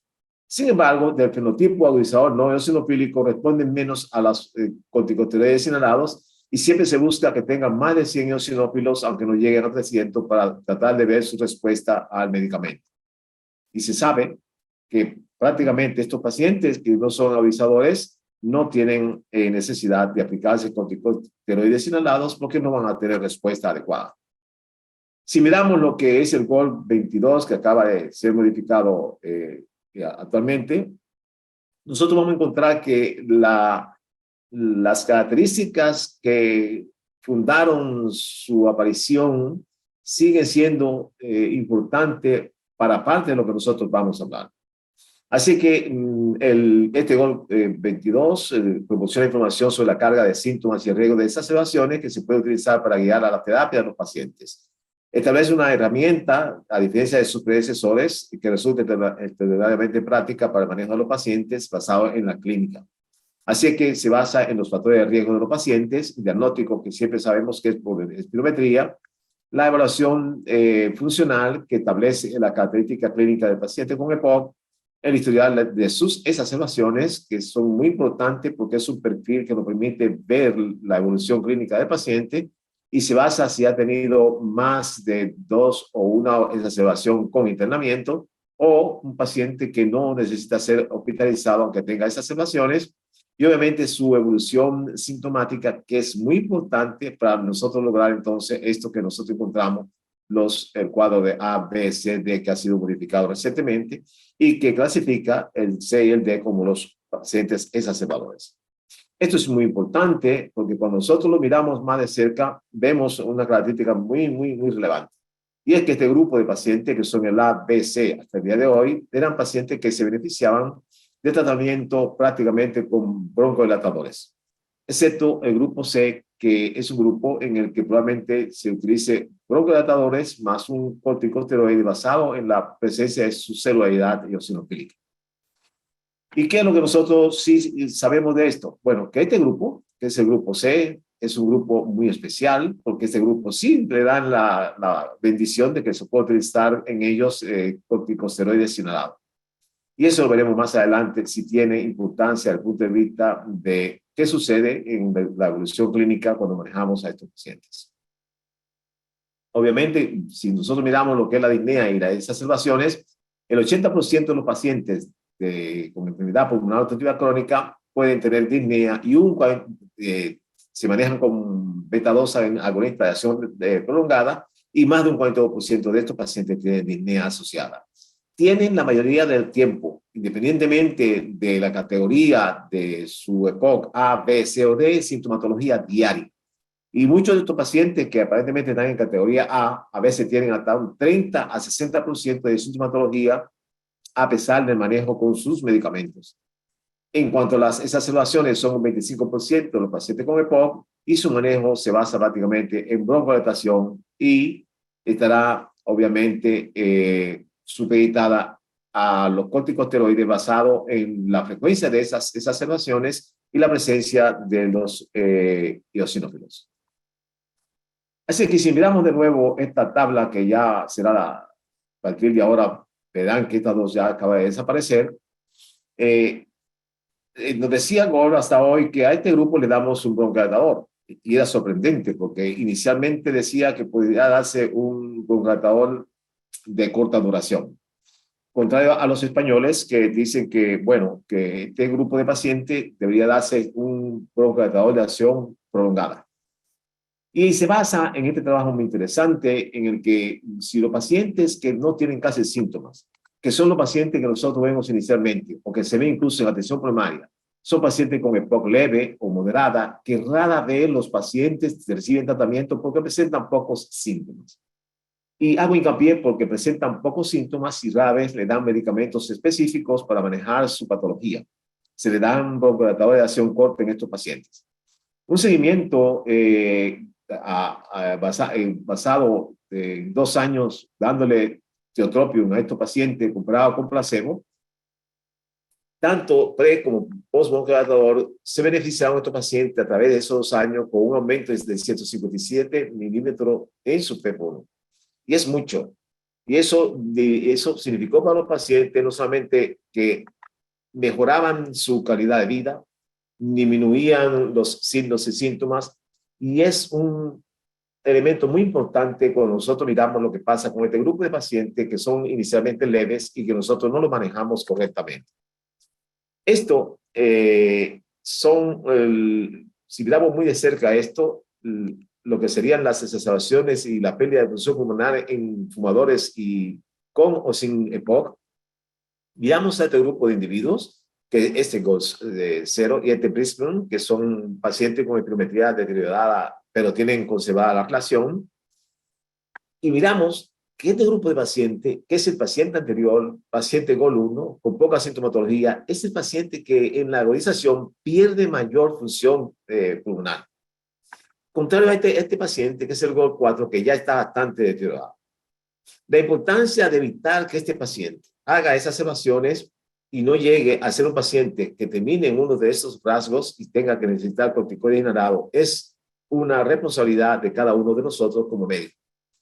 En aquellos individuos con al menos una exacerbación grave, como son estas, tuvieron disminuciones más rápidas en la función pulmonar en promedio de casi un 40% con respecto a aquellos que no hacían exacerbaciones. Y ese dato es bastante importante cuando nosotros manejamos a los pacientes. Porque la disnea, que es parte de las características de estos pacientes, es un predictor de mortalidad en muchos de estos pacientes. A los 30 meses de seguimiento, muchos de estos pacientes ya han fallecido. Y cuando vemos la disnea en estos pacientes, se manejan con broncodilatadores. Pero ahora bien, cuando nosotros miramos en la curva de Kaplan-Meier que miramos aquí, en 73.106 pacientes en el momento de su primera hospitalización de POD y un seguimiento de 17 años, 50% de los pacientes murieron al cabo de 17 años de estar dándole seguimiento. Y fíjense que de 73.106 pacientes solo sobrevivían 22.556, es decir, murieron un 50% a los 17 años, pero aún peor. Cuando estos pacientes hacen su primera exacerbación, las próximas son más sucesivas y el riesgo de una exacerbación es tener historial de una exacerbación anterior. Y esta cascada de esas exacerbaciones que van a aumentar la mortalidad del paciente, que van a disminuir la calidad de vida, que van a aumentar su disnea, que van a incapacitarlo, es lo que nosotros debemos evitar cuando manejamos a los pacientes. Si nosotros miramos en este trabajo de 304 pacientes seguidos durante 5 años con una cohorte muy importante, definido los grupos basados en exacerbaciones y su supervivencia, nosotros miramos que aquellos pacientes que no tenían exacerbación eran pacientes que tenían una sobrevida muy importante. Sin embargo, aquellos pacientes que tenían 1 o 2 agudizaciones eran pacientes que tenían una pérdida del 50% de su función pulmonar, y aquellos pacientes que tenían más de 3 exacerbaciones tenían 8 veces más probabilidad de morir frente a estos pacientes que no se exacerbaban. Eso es muy importante cuando nosotros manejamos a los pacientes, tratar de detener las exacerbaciones y la disnea de estos individuos. Así que si nosotros miramos más de cerca lo que hacen los broncodilatadores, que es la base angular del tratamiento de los pacientes con EPOC, nosotros miramos que reduce la resistencia a las vías aéreas, mejora la capacidad inspiratoria y reduce la disnea, disminuye la producción de esputo y mejora el aclaramiento mucociliar, inhibe la actividad viral del pulmón, atenúa los signos y síntomas de las exacerbaciones, tiene efectos directos e indirectos sobre la inflamación pulmonar, pero también mejora el flujo aéreo y disminuye la hiperinsuficiencia pulmonar y reduce la colonización bacteriana. Si nosotros volvemos al cuadro famoso del GOL, vemos este grupo de pacientes que es el B, y dice que se le da un LABA o un LAMA, indistintamente. Los españoles dicen que ante la persistencia e incremento de sintomatología en estos pacientes, un medicamento no es suficiente. que hay que dar LAMA o LAMA para tratar de darle a este paciente mejor calidad de vida, permitir que no tengan esas situaciones, pero más importante que esto, que cuando nosotros miramos a estos pacientes que se inicia con un LAMA o un LABA, si es necesario agregar otro medicamento, LABA-LAMA, buscar factores comórbidos, la adherencia, técnica en el uso del dispositivo y el tipo de dispositivo que emplea el paciente. En este grupo de pacientes, que es el paciente que tiene más exacerbaciones, que es un paciente que tiene mayor sintomatología, se dice que se le da un LAMA. Pero fíjense que aquí da LABA o LAMA o LABA-LAMA y aquí ahora solo un LAMA. Y entonces llama la atención, solo uno. Bueno, la lógica de dar solamente un LAMA a este grupo de pacientes se basa, según la normativa española, en que el tratamiento inicial con LAMA disminuye los síntomas, mejora la disnea, la calidad de vida, reduce las exacerbaciones y evita la progresión de los síntomas comparado con el LAMA. Siempre basado en la monoterapia en estos pacientes, aunque muchos de nosotros no creemos el tema de que con esto podemos dar LABA-LAMA y aquí solamente un LAMA. Así que si se utiliza como monoterapia el LAMA, porque es superior al LABA en la prevención de las exacerbaciones, y dicen los españoles, vemos este trabajo que en general era un trabajo en el que el iniciar la terapia con LAMA, ver los efectos sobre la disnea y las exacerbaciones en 7.373 pacientes con un año de seguimiento. Para los pacientes con síntomas más graves, el orden de magnitud de más de 20 en el CAT, estos pacientes pues, podrían beneficiarse de un LABA-LAMA. Pero en este grupo, que era de tiotropium versus ameterol, en la prevención de exacerbaciones por enfermedad pulmonar obstructiva crónica, que es básicamente el grupo A o B, fíjense que dándole un tiotropium había una mejoría muy importante en la reducción del tiempo hasta la primera exacerbación con el uso de tiotropium, de hasta 17% menos riesgo a la primera exacerbación y 28% menos exacerbaciones graves cuando le daban el tratamiento. Y eso es una de las bases por el que se modificó en la normativa española de que el LAMA era mucho mejor que el LABA cuando manejábamos a estos pacientes. En general, la terapia se puede iniciar con un LAMA, ya que tiene efectos tanto sobre la disnea y las exacerbaciones, pero para la paciente más grave, no creo que nosotros resulte bastante convincente. Si LABA más LAMA es superior al corticosteroide con LABA en el control de la POC, principalmente en la disnea y esas exacerbaciones, eso también es una de las cosas que se discuten tanto en GORD como en la GCPOC.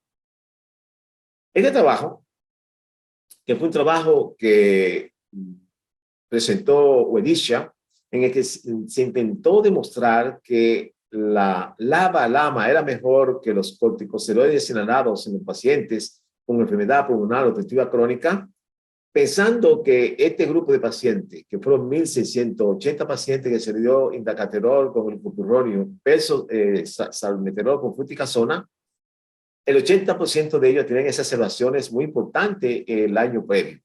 Era un estudio de no inferioridad en el que se trataba de ver de que realmente los LABA-LAMA era mejor que el LABA con corticosteroides en manejar a estos pacientes. Lo que se vio fue que en este paciente hubo un 22% de reducción de riesgo, 16% de disminución de síntomas en el grupo del LABA-LAMA, que era indacaterol con glicopironio. Ellos llegaron a la conclusión de que es más efectivo el LABA-LAMA que el salmeterol con fluticasona para prevenir las exacerbaciones moderadas a graves en pacientes con enfermedad pulmonar obstructiva crónica, independientemente del nivel basal de eosinófilos que tenían estos pacientes. Ahora bien, este estudio INSPIRE, que se llevó a cabo también en Europa para demostrar que los corticosteroides inhalados eran la primera opción para prevenir las exacerbaciones, se usó tiotropium en el manejo de estos pacientes. Salmeterol, fluticasona versus tiotropium.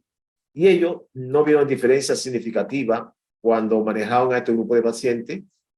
Por lo tanto, ellos establecían que no había una diferencia importante entre utilizar un LAMA o la combinación de salmeterol, un bloqueador de acción retardada, con el corticosteroide inhalado cuando manejábamos a este grupo de pacientes. Ellos pensaron que, bueno, En el grupo que se manejó con el LAMA había menos intervención en el tratamiento durante las exacerbaciones con tiotropium, mayor adherencia, menos neumonías y no había diferencias en la tasa de exacerbaciones entre salmeterol y fluticasona 2 veces al día versus el tiotropio manejado una sola vez al día. Y en este grupo en el que se utilizó tiotropium y odalaterol en la prevención de exacerbaciones en la investigación del dinagito, fue un estudio en 21 países, 7.880 individuos, seguimiento a 52 semanas. Lo que inicialmente se trató de ver es qué sucedía cuando nosotros manejábamos a estos pacientes solamente con la combinación de el tiotropium con odalaterol, comparándolo solamente con el grupo con tiotropium. Después del seguimiento que se hizo de 52 semanas, ellos encontraron que lo que se usó la combinación del LAMA-LABA en este paciente, había en un análisis post-hoc de que había un 11% en la tasa anual de disminución en las exacerbaciones. En el trabajo inicial, Wedisha encontró que había inicialmente un 7%, pero cuando se hizo el reajuste en el análisis de estos pacientes, se encontró que era un 11% la tasa de disminución de exacerbaciones. Así que llegamos al famoso grupo D, que primero se le da un LAMA o un LABA-LAMA basado en si la celularidad de estos pacientes era muy importante, pero más que nada si tenía mucha sintomatología, un CAT por encima de 20, o la triple terapia si tenían eosinófilo por encima de 300. ¿Por qué triple terapia? Bueno, porque tenía mayor eficacia en la mejoría de la función pulmonar, en síntomas respiratorios, una superior reducción en los riesgos de agudizaciones en la que la combinación de LABA con corticosteroides inhalados, una mayor reducción de la posibilidad de que estos pacientes hicieran esas situaciones que la combinación de LABA-LAMA, y había una eficacia y superioridad de la triple terapia de corticosteroides, LABA y LAMA en estos pacientes, porque se manifestaban en individuos que tenían mayor concentración de eosinófilos que tenían una buena respuesta a los corticosteroides inhalados. Así que así llegamos entonces a la triple terapia. Y este trabajo, que es un trabajo también del grupo de Wedisha, en el que se vio qué sucedía en el IMPACT con 10.355 pacientes, 37 países, 52 semanas de seguimiento, en el que compararon fluticasona, meclidinium y bilanterol como terapia triple versus una terapia dual de fluticasona con bilanterol y una terapia dual con umeclidino y bilanterol, carente de corticosteroides inhalados, en pacientes que tenían la característica de que eran exacerbadores y una celularidad de eosinófilo bastante importante. Pues lo que ellos encontraron fue que cuando compararon los estudios, vieron que las exacerbaciones eran menor en el grupo que tenía fluticasona, meclidino y bilanterol. Y le seguía en disminución en la posibilidad de tener exacerbaciones la fluticasona y bilanterol, y estas exacerbaciones eran mayor en el grupo que no tenía corticosteroides inhalados. ¿Qué hizo la diferencia en las exacerbaciones de estos pacientes? El corticosteroide inhalado. Así que la eficacia de la terapia triple versus la doble terapia, pero principalmente frente a la terapia dual que no tenía corticosteroides inhalados, que era un meclidino y bilanterol, era que la tasa de exacerbaciones moderadas graves era mucho menor, un 25%, la tasa de exacerbaciones graves era de 34%, había un cambio importante en la calidad de vida, el FEV1, y la mortalidad fue muy inferior con el grupo de la triple terapia versus la terapia dual. Como los eosinófilos hicieron la diferencia, y en este corte de 150 eosinófilos, vieron que aquel grupo que tenía un meclidinio con bilanterol tenían una tasa de eosinófilo muy elevada y obviamente una tasa de exacerbación anual muy elevada porque no tenían corticosteroides inhalados en este grupo de pacientes que tenían una severidad de eosinófilo muy importante. Sin embargo, cuando se comparó a través de todo el tiempo la actividad de la terapia triple, permanecieron en una actividad plana de no exacerbaciones comparándolo con el grupo de comparación que era la LABA-LAMA. Si miramos desde aquí, vemos lo que sucede con un meclidinio bilanterol, en el que la tasa de exacerbaciones anual permanece exactamente igual, mientras que la tasa de los pacientes que se fueron manejados con la triple terapia de esas exacerbaciones fue muy diferente en el grupo. Así que estos son los corticosteroides que nosotros damos a los pacientes con exacerbación con EPOC. Y nosotros vamos a ver que los corticoides sistémicos tienen relación riesgo-beneficio, generalmente desfavorable en enfermedades crónicas, raras excepciones, según la normativa de la RS, excepto ciclos cortos para la exacerbación aguda. Los corticoides inhalados son recomendados como adición al LABA si la eosinofilia periférica del cuento absoluto de eosinófilos es por encima de 300, ahora hay un corte que es por encima de 150, y enfermedad pulmonar obstructiva grave con esas situaciones. Pero hay siempre riesgo de neumonía en los pacientes que usan corticosteroides inhalados. En este trabajo, que es una revisión del grupo Leon-POC, una distribución de pacientes según el GOL de 2011, se tomaron pacientes en todas las características que en esa época tenían el GOL, y se vio que había un grupo de pacientes en GOL A que no necesitaban corticosteroides inhalados y que eran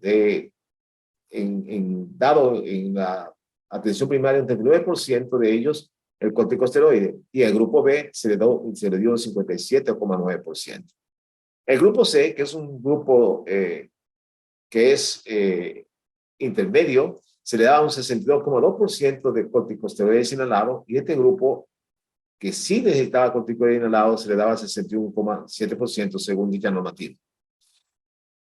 Esto significaba, obviamente, que había un manejo muy importante de corticosteroides en la mayoría de los pacientes, sin importar los grupos de clasificación del GOL de estos pacientes.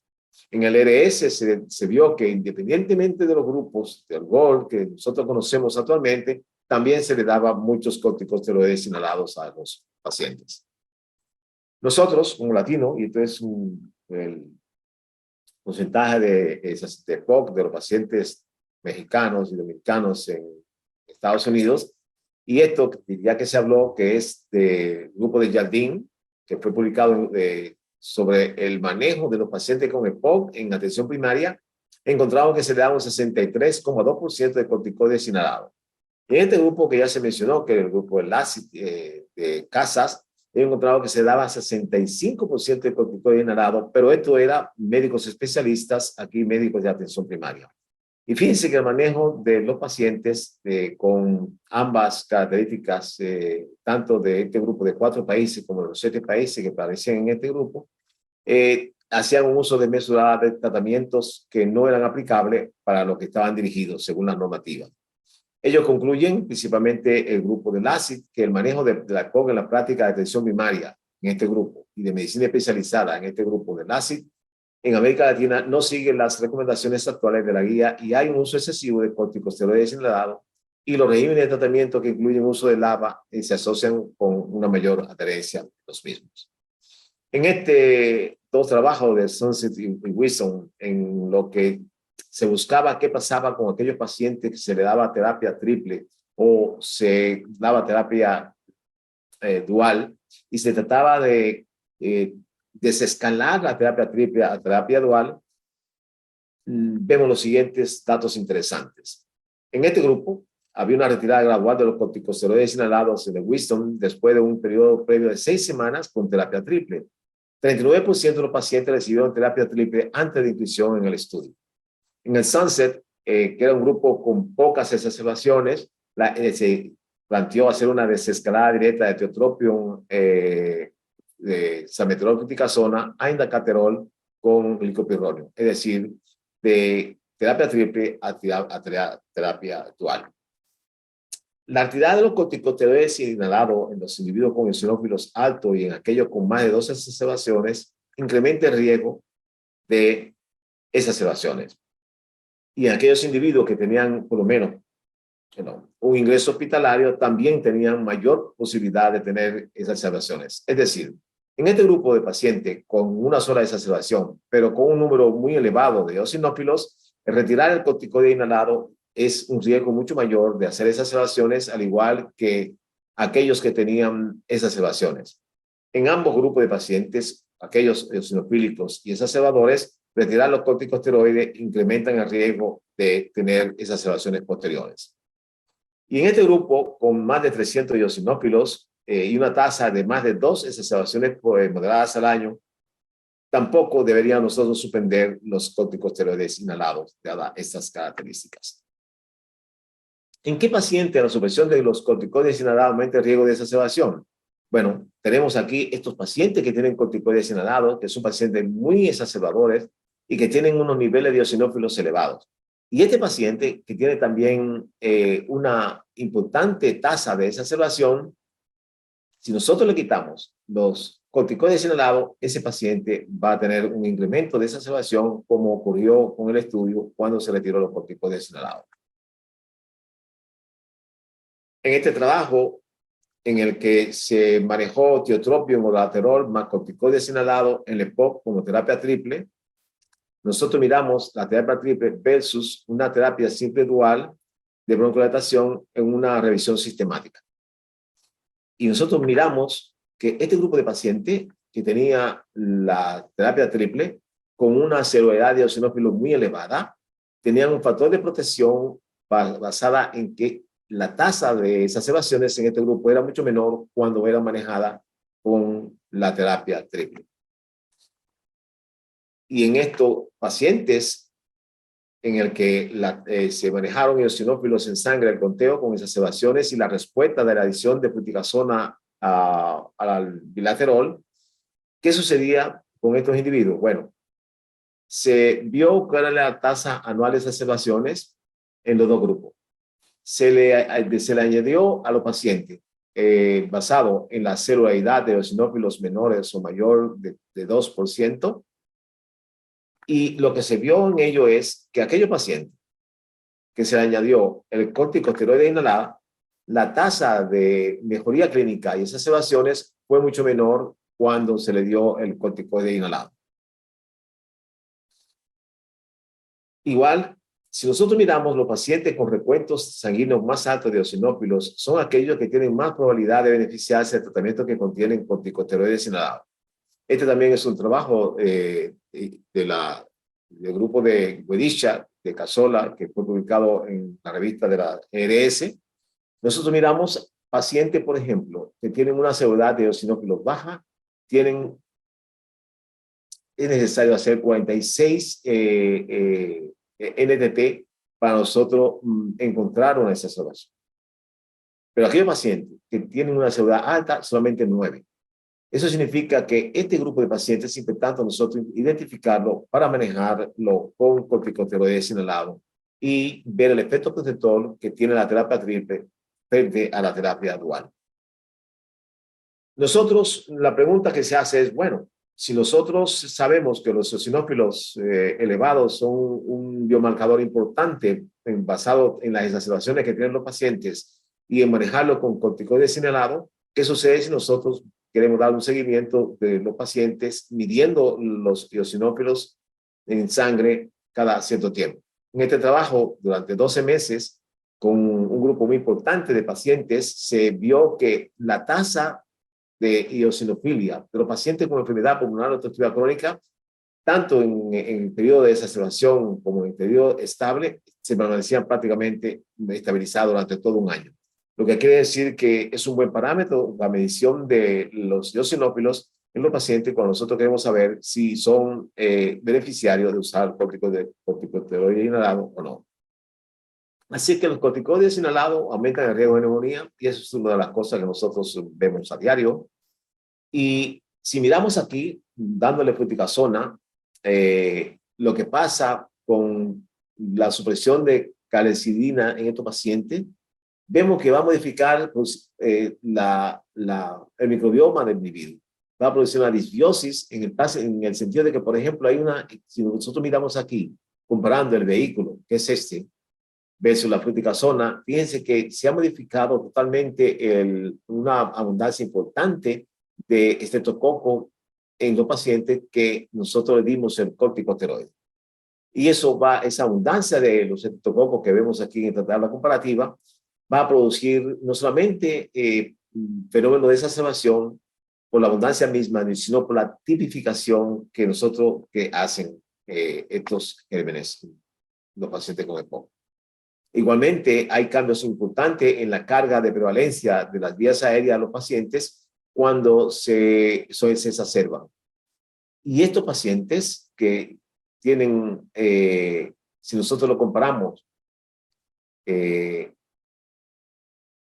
la tasa de eosinofilia en las vías aéreas basada en la celularidad de células típicas de los mismos, son estas cargas lo que van a generar que nosotros seamos capaces de dar más corticoides inhalado basada en la carga relativa bacteriana que tienen los pacientes y la colonización bacteriana que tienen. Y este aumento de los dosis de corticosteroides van a aumentar o incrementar los efectos secundarios de los mismos y al mismo tiempo la mayor carga bacteriana. Repetimos que muchas veces esta carga bacteriana no es la que genera la exacerbación, sino es la tipificación que se produce en las mismas, ya sea por Haemophilus influenzae, por Bacillus catarrhalis o el Streptococcus pneumoniae. Cuando nosotros vemos los eosinófilos sanguíneos, el conteo en pacientes con neumonía, con enfermedad pulmonar obstructiva crónica, ¿qué sucede? Bueno, en aquellos pacientes hay un incremento de la incidencia de neumonía cuando tienen más de un 2% de eosinófilos. Lo vemos en esta tabla. Pero también puede ocurrir que también hay aumento de neumonía en aquellos pacientes que presentan, primero, más de un 2% de eosinófilos en sangre y que al mismo tiempo, fíjense que tienen aquí una carga que es totalmente diferente a la gran cantidad de eosinófilos que presentan estos pacientes. Es decir, que se puede presentar neumonía en ambos espectros de la terapia que nosotros damos. La diferencia lo hace siempre el uso de corticoides inhalados, independientemente, en este caso del estudio, de la carga de eosinófilos que tienen los pacientes. Si nosotros miramos, comparando los efectos de LABA, corticosteroides versus LAMA en un grupo de pacientes en el que se vio el riesgo de producir neumonía, es interesante lo que nosotros vemos en este trabajo. El trabajo también fue de Swisha, y fíjense que en todos los pacientes era mayor la que se hubiera manejado con LABA, con corticoides inhalado, mayor cantidad de neumonía frente al LAMA, independientemente de la cantidad de eosinófilos que presentaban estos pacientes, que eran menores. Y fíjense ustedes que en todas las cargas de estudio, más de 2 a 4 eosinófilos, más de 4 eosinófilos, menos de 2 eosinófilos, y aquí la carga general, siempre habían más neumonía en el grupo que era manejado con corticosteroides inhalados.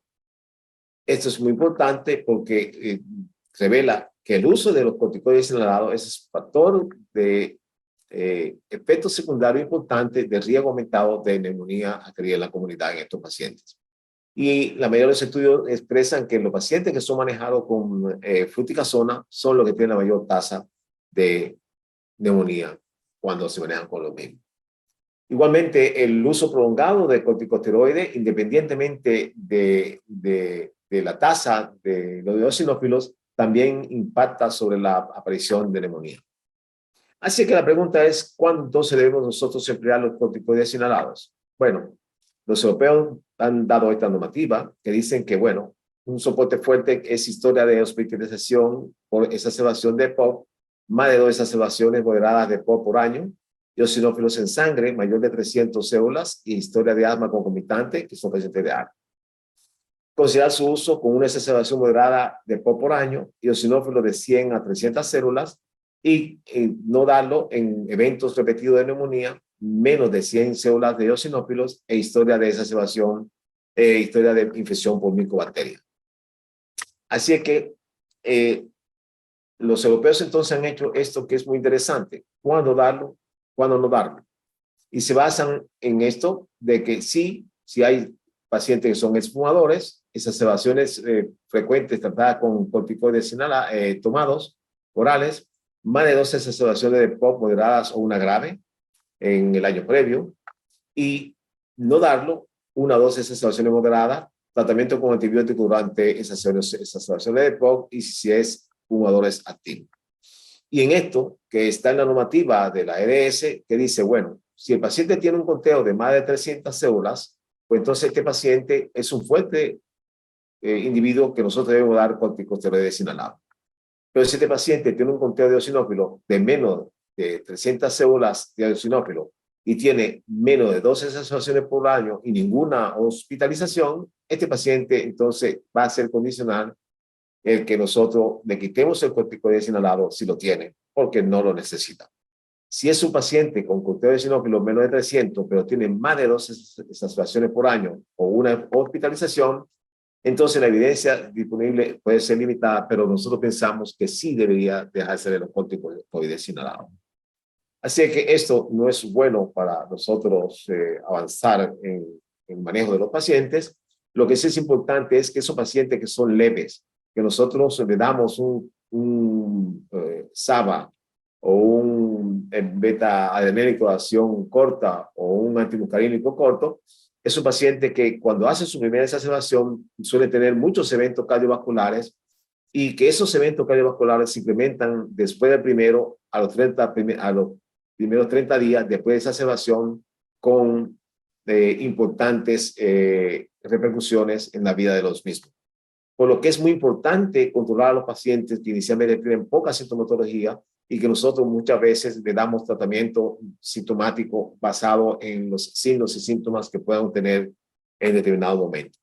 Y en este trabajo, no se vio, pero bueno.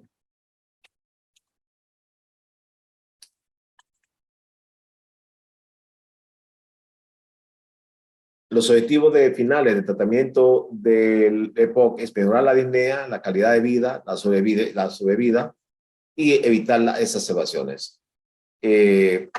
Nosotros concluimos que la combinación fija de LABA, LAMA, provee significativa mejoría clínica y calidad de vida. Es superior a la LABA con corticosteroide inhalado en mejorar la función pulmonar, reducir las exacerbaciones, disminuir la disnea, aumentar la sobrevida y limitar la progresión de la enfermedad desde sus inicios.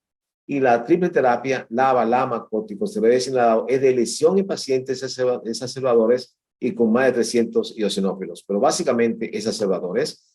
Y el uso de los corticosteroides inhalados en la EPOC como la terapia triple debe ser empleado en aquellos pacientes cuyo rasgo tratable lo requiera, tomando en consideración los riesgos-beneficios de su uso, incluyendo los efectos adversos conocidos como el riesgo de neumonías y otros. En todo paciente con persistencia de síntomas, evalúe las comorbilidades, trátelas si están presentes, estime la adherencia, maneje, vea el tipo de dispositivo que tiene el paciente y verifique el medicamento empleado si corresponde con las características clínicas de la EPOC. Muchas gracias y lamento los contratiempos técnicos que hubo inicialmente y agradezco a todos ustedes por estar aquí presentes todavía a estas horas. Muchas gracias a todos nuestros ponentes. Vaya tarde académica que nos han regalado. Tenemos muchísimas preguntas muy interesantes. Voy a dar paso a algunas. No sin antes agradecer nuevamente a todos los ponentes, pero sobre todo a los cientos de médicos que están conectados a lo largo de toda América Latina. Doctor Rendón, nosotros empezamos desde el principio de que estuvimos definiendo el EPOC. Fuimos unos fenotipificadores clínicos, ¿no? Con el soplador o el jadeante. Ahorita nosotros abandonamos eso, pero seguimos siendo fenotipificadores clínicos. Estamos fenotipificando en base a disnea, algo totalmente subjetivo, ¿no? A los síntomas. Incluso Gold nos da a escoger con qué escala vamos a medir los síntomas del paciente, escalas que no son comparables. Y también clasificamos a los pacientes por una variable tan peligrosa como la exacerbación. En cambio, en asma, nosotros estamos ya un poco más sofisticados, ¿no? Y hablamos de firma TH1, TH2. En su experiencia, en todo su conocimiento, ¿cree que en algún momento brinquemos de esta fenotipificación clínica en EPOC? Y si es así, ¿cuáles van a ser las herramientas? ¿Cómo vislumbra usted el futuro en los siguientes 10 años para personalizar el tratamiento de los pacientes con EPOC? Por aquí en el chat yo tenía algunos comentarios del doctor Portillo, el doctor Cervera, herramientas extraídas de asma, por ejemplo, oscilometría, feno. ¿Cree que vaya por ahí? ¿Cuál es su opinión? Julio, yo creo que una parte que hemos dejado a un lado, pero que deberíamos retomar es precisamente la clasificación clínica de los pacientes. Y yo creo que ahora que se empieza a recomendar el TAC como una herramienta de evaluación, vamos a regresar a lo que hacíamos hace 30 años. Tratar de identificar a los pacientes donde predomina la enfermedad. Porque yo no creo que el manejo de la vía aérea sea lo mismo que se requiere para el manejo del enfisema. Entonces ahí tendríamos que empezar a buscar cómo personalizamos, cómo hacemos medicina de precisión en nuestros pacientes. En cuanto a biomarcadores, el uso de marcadores dependiendo del mecanismo inmunológico o fisiopatológico de la inflamación, pues va a ser clave, pero estamos en pañales. Los pacientes, el medir el TH2 en pacientes con EPOC probablemente no vaya a servir en la gran mayoría de los pacientes, porque sabemos que el mecanismo inflamatorio es totalmente diferente. Ahora también ya cada vez nos queda más claro que el famoso síndrome de sobreposición de asma EPOC, pues probablemente nunca lo debíamos usar, porque hay pacientes con asma que hacen obstrucción fija y hay pacientes asmáticos, con EPOC que son alérgicos, pero no realmente tienen el síndrome de sobreposición. Y los pacientes que antes pensábamos que tenían asma y hacían EPOC porque tenían obstrucción fija, ahora estamos viendo que hay tratamientos en donde podemos remodelar la vía aérea y pues entonces dejarían de ser EPOC. Entonces son muchas cosas que estamos aprendiendo sobre la marcha. Lo que sí está bien claro es que con las herramientas terapéuticas que tenemos ahorita, entrar en fenotipificación o medicina de precisión probablemente sea perder tiempo en la actualidad porque tenemos herramientas bien limitadas. Y ahora tenemos básicamente dos opciones, doble terapia broncodilatadora o triple terapia. Ya dejamos a un lado la terapia combinada de LABA más esteroide inhalado, que probablemente nunca la debimos haber usado en EPOC, y ya dejamos a un lado también la monoterapia. Entonces probablemente tengamos que enfocarnos en decidir a quién le doy doble y a quién le doy triple. Y básicamente ahorita pues lo único que podemos usar es los eosinófilos, pero usamos los eosinófilos en el paciente exacerbador, no como un criterio individual. O sea, el solo hecho de tener eosinófilos elevados no es una indicación de darle esteroides a un paciente que no es exacerbador. Y alguno de los estudios que mencionó Salvador ahorita, que aprovecho para saludarte, Salvador, en los que se retiraban los esteroides inhalados, cuando uno los ve con detalle, pues la mayor parte de esos comparativos no eran pacientes del grupo D, ni eran pacientes que comparaban triple contra doble. O sea, eran comparaciones que no haríamos ahorita para tomar la decisión si el paciente requiere usar el esteroide inhalado o no. Y se hace mucho ruido, probablemente mucho de esto salió en la competencia entre las farmacéuticas en la cruzada contra los esteroides inhalados. Pero los efectos secundarios de los esteroides inhalados ocurren en la minoría de los pacientes. Y son efectos que son predecibles, o sea, yo sé qué puede pasar. Son detectables, o sea, yo puedo estarlo buscando y me voy a dar cuenta. Son tratables y son reversibles, la mayor parte de ellos. Entonces yo creo que el tenerle miedo a darle esteroides inhalados a un paciente para ver si se beneficia o no, debemos empezar a dejarlo a un lado y nos estamos enfocando en que el esteroide inhalado lo damos para prevenir exacerbaciones y tú revisas todos los estudios que hay de esteroides inhalados y además de prevenir exacerbaciones, mejoran función pulmonar y mejoran calidad de vida. Entonces, a lo mejor no estoy previniendo exacerbaciones en este paciente, pero estoy mejorando otras cosas. Y tendríamos que migrar a los objetivos compuestos. No medir nada más si le mejoré la disnea, o si le mejoré las exacerbaciones, o si le mejoré la calidad de vida, que es como lo hacen los ensayos clínicos. Lo que yo quiero es mejorarle todo al paciente. Ese es un objetivo compuesto. Y empezar a buscar el número de porcentaje de respondedores contra no respondedores en los ensayos clínicos, que lo estamos dejando a un lado y nos vamos a las estadísticas de medir disminución de riesgos. Entonces yo creo que todavía apenas estamos empezando a aprender. Quién sabe si ahora con el estudio de alarmines que se está usando en asma, a lo mejor ese pudiera ser el camino en EPOC. Ese pudiera ser, ¿sabes qué? No me interesa medirle nada a los pacientes, estoy bloqueando la inflamación desde donde empieza, sin importar cuál es el mecanismo que la disparó, y a lo mejor ahí sí pudiéramos impactar. Pero donde más deberíamos impactar es en el factor de riesgo, donde empieza todo el problema. Mientras no impactamos ahí, vamos a andarle persiguiendo la cola al perro. Doctor, muchísimas gracias. Pues creo que va a ser un panorama excelente en los siguientes años. Doctor Abelardo, pues vaya tema que le tocó. Me voy a permitir hacerle antes de una pregunta de su tema algo más sobre la fenotipificación del paciente. Este fenotipo especial del paciente fumador sintomático, pero con FEV1, FVC preservada, arriba de 0.7. En septiembre se publica en New England este paper en el cual el darle terapia doble no benefició a los síntomas, lo cual es totalmente contraintuitivo. Me permito preguntárselo a usted porque es uno de los médicos más clínicos que conozco. ¿Qué opina del tratamiento en este tipo de pacientes? El paciente con el llamado PRISM, sintomático fumador. Sí, gracias, Julio.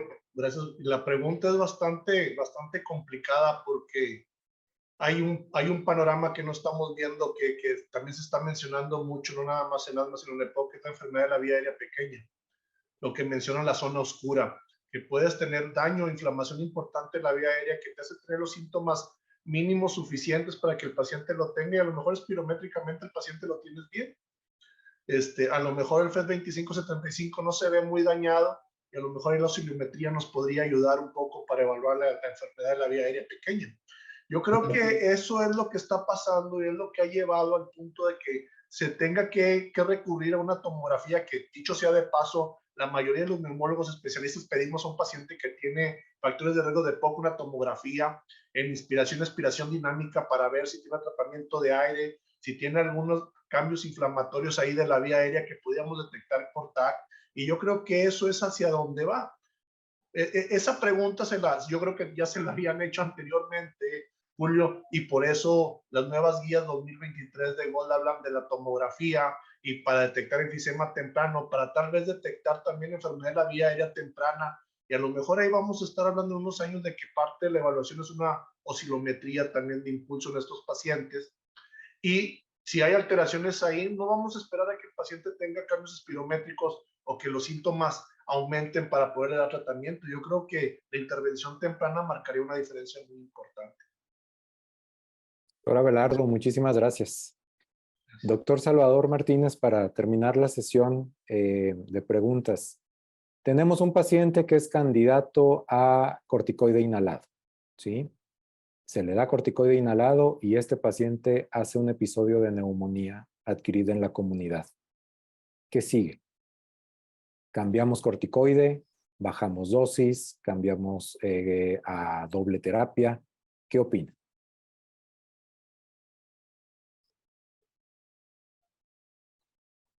Tenemos que valorar al paciente los motivos que llevaron a darle la terapia triple. Es decir, si ese paciente realmente era un exacerbador, el uso del medicamento, si el medicamento que tiene el dispositivo corresponde al paciente mismo. Yo tuve un ejemplo de un paciente que tenía 84 años, que le dieron una terapia triple, corticoide en altas dosis, y el paciente no usaba el dispositivo correctamente porque se necesitaba una fuerza de 60 litros por segundo para meterlo en el pulmón, se le quedaba en la boca, lo tragaba, y ese paciente era un candidato a hacer una neumonía, pero no porque el medicamento se lo produjo. Era la forma de administración del medicamento que provocó el problema. Pero si un paciente nosotros lo ponemos en terapia triple y hace neumonía, nosotros manejamos la neumonía, tratamos al paciente y nosotros le damos seguimiento a este individuo que pasa disminuyendo la cantidad de corticoides inhalados. Vemos qué sucede disminuyendo, desescalando un poco los corticoides inhalados. Yo no se lo quitaría porque me va a seguir haciendo esas situaciones. Y la tasa de neumonía, en lo peor de los casos, como en el caso de utilizando fluticasona, no pasa de un 3 a 2% de los casos. Si se usa correctamente el medicamento, yo no lo quitaría. Yo bajaría los corticoides inhalados. Con respecto a la pregunta anterior del grupo Prism, yo hice la pregunta a Orisha a raíz de esa diapositiva que puse, y yo le decía, bueno, ¿qué yo hago con este paciente que está en etapa 1 de GOLD y me tiene esa gran pérdida de función pulmonar, y ese paciente que está allí, que está esperando convertirse en 1 y que también terminará tarde o temprano complicándose? Y ella me dice, no hay ahora mismo ninguna herramienta que me diga qué va a pasar con ese paciente. Lo ideal sería buscar una herramienta que se dé seguimiento a este paciente y ver qué sucede dándole tratamiento. Y dice ella, yo le daría la balanza. Pero hay que ver. Correcto. Les agradezco profundamente sus... Si me ¿Sí? permites, antes de que cerremos, Claro, claro. una cosa importante es que cualquier paciente que le vayamos a dar esteroide inhalado es un paciente que tiene que estar vacunado primero. Si no, nosotros somos los culpables de que tenga la neumonía. Lo estamos poniendo en riesgo. Y dentro de los factores de riesgo para desarrollar neumonía, hay como 10. Los pacientes con EPOC los tienen todos. Y si los ponemos en un rango, el uso del esteroide inhalado queda como en el 7º, en el 8º. sea, hay otras cosas que podemos corregir para que nuestros pacientes no tengan neumonía. Y estoy de acuerdo con lo que mencionaba Salvador, que esos pacientes requieren seguir usando el esteroide inhalado a pesar de la neumonía. Y lo bueno de Gol es que dice neumonías de repetición, o sea que una no es contraindicación. Ahí Así se les es. resbaló. Tengo docenas de preguntas por demás interesante. Lástima que ya no tenemos tiempo, pero seguramente habrá otras sesiones en donde lo podemos platicar. Y para cerrar con broche de oro, los quiero dejar con la doctora Catalina Casillas. Ella es la jefa de la División de Neumología de Adultos de nuestra sociedad. Doctora, buenas noches y muchas gracias a todos. Hola, buenas noches. Buenas noches a todos. Muchas gracias por su presencia en este inicio de la Semana Nacional de POC. Ya me presentó el doctor Julio. Muchísimas gracias, Julio. Y yo les quiero dar la más cordial bienvenida a esta Semana Nacional de POC de parte de nuestro presidente, el presidente de la Sociedad Mexicana de Neumología y Cirugía de Tórax, del doctor Jesús Javier Vázquez Cortés, que es nuestro actual presidente y que por motivos de trabajo, ¿verdad? Él está fuera del país y no pudo darles la bienvenida, pero bueno, me encargó a mí que los acogiera. ¿Y qué mejor sesión que esta que acabamos de tener con estos interesantísimos cuestionamientos? Muchas gracias a nuestros ponentes, muchas gracias, Julio. Creo que fue una excelente sesión para iniciar y también con muchísima gente en los asistentes, que maravilloso, ¿no? Tenemos casi 700 asistentes, que es algo pues muy bueno para nosotros. Les pediría que nos acompañen toda la semana, así como esta sesión que fue cuidadosamente preparada. Todos los días hay un programa muy nutrido, con ponentes expertos en la materia y que seguramente va a ser de mucho provecho para todos. Y solamente una cuestión técnica, les voy a solicitar que todos se registren día con día. O sea, el registro va a ser por día, por cuestión del puntaje que se va a dar del consejo. Entonces nos piden que el ingreso sea registrándose cada día. Entonces, por favor, mañana, el miércoles, etcétera, todos los días se tienen que registrar en la plataforma para poder ingresar. Muchas gracias, Julio. Muchas gracias, Abelardo, el doctor Adrián y el doctor Salvador. Muchas gracias a todos. Pues, ¿qué más? Buenas noches a todos, a descansar y muchas gracias por haber iniciado con tan alta calidad. Gracias, buenas noches. Gracias.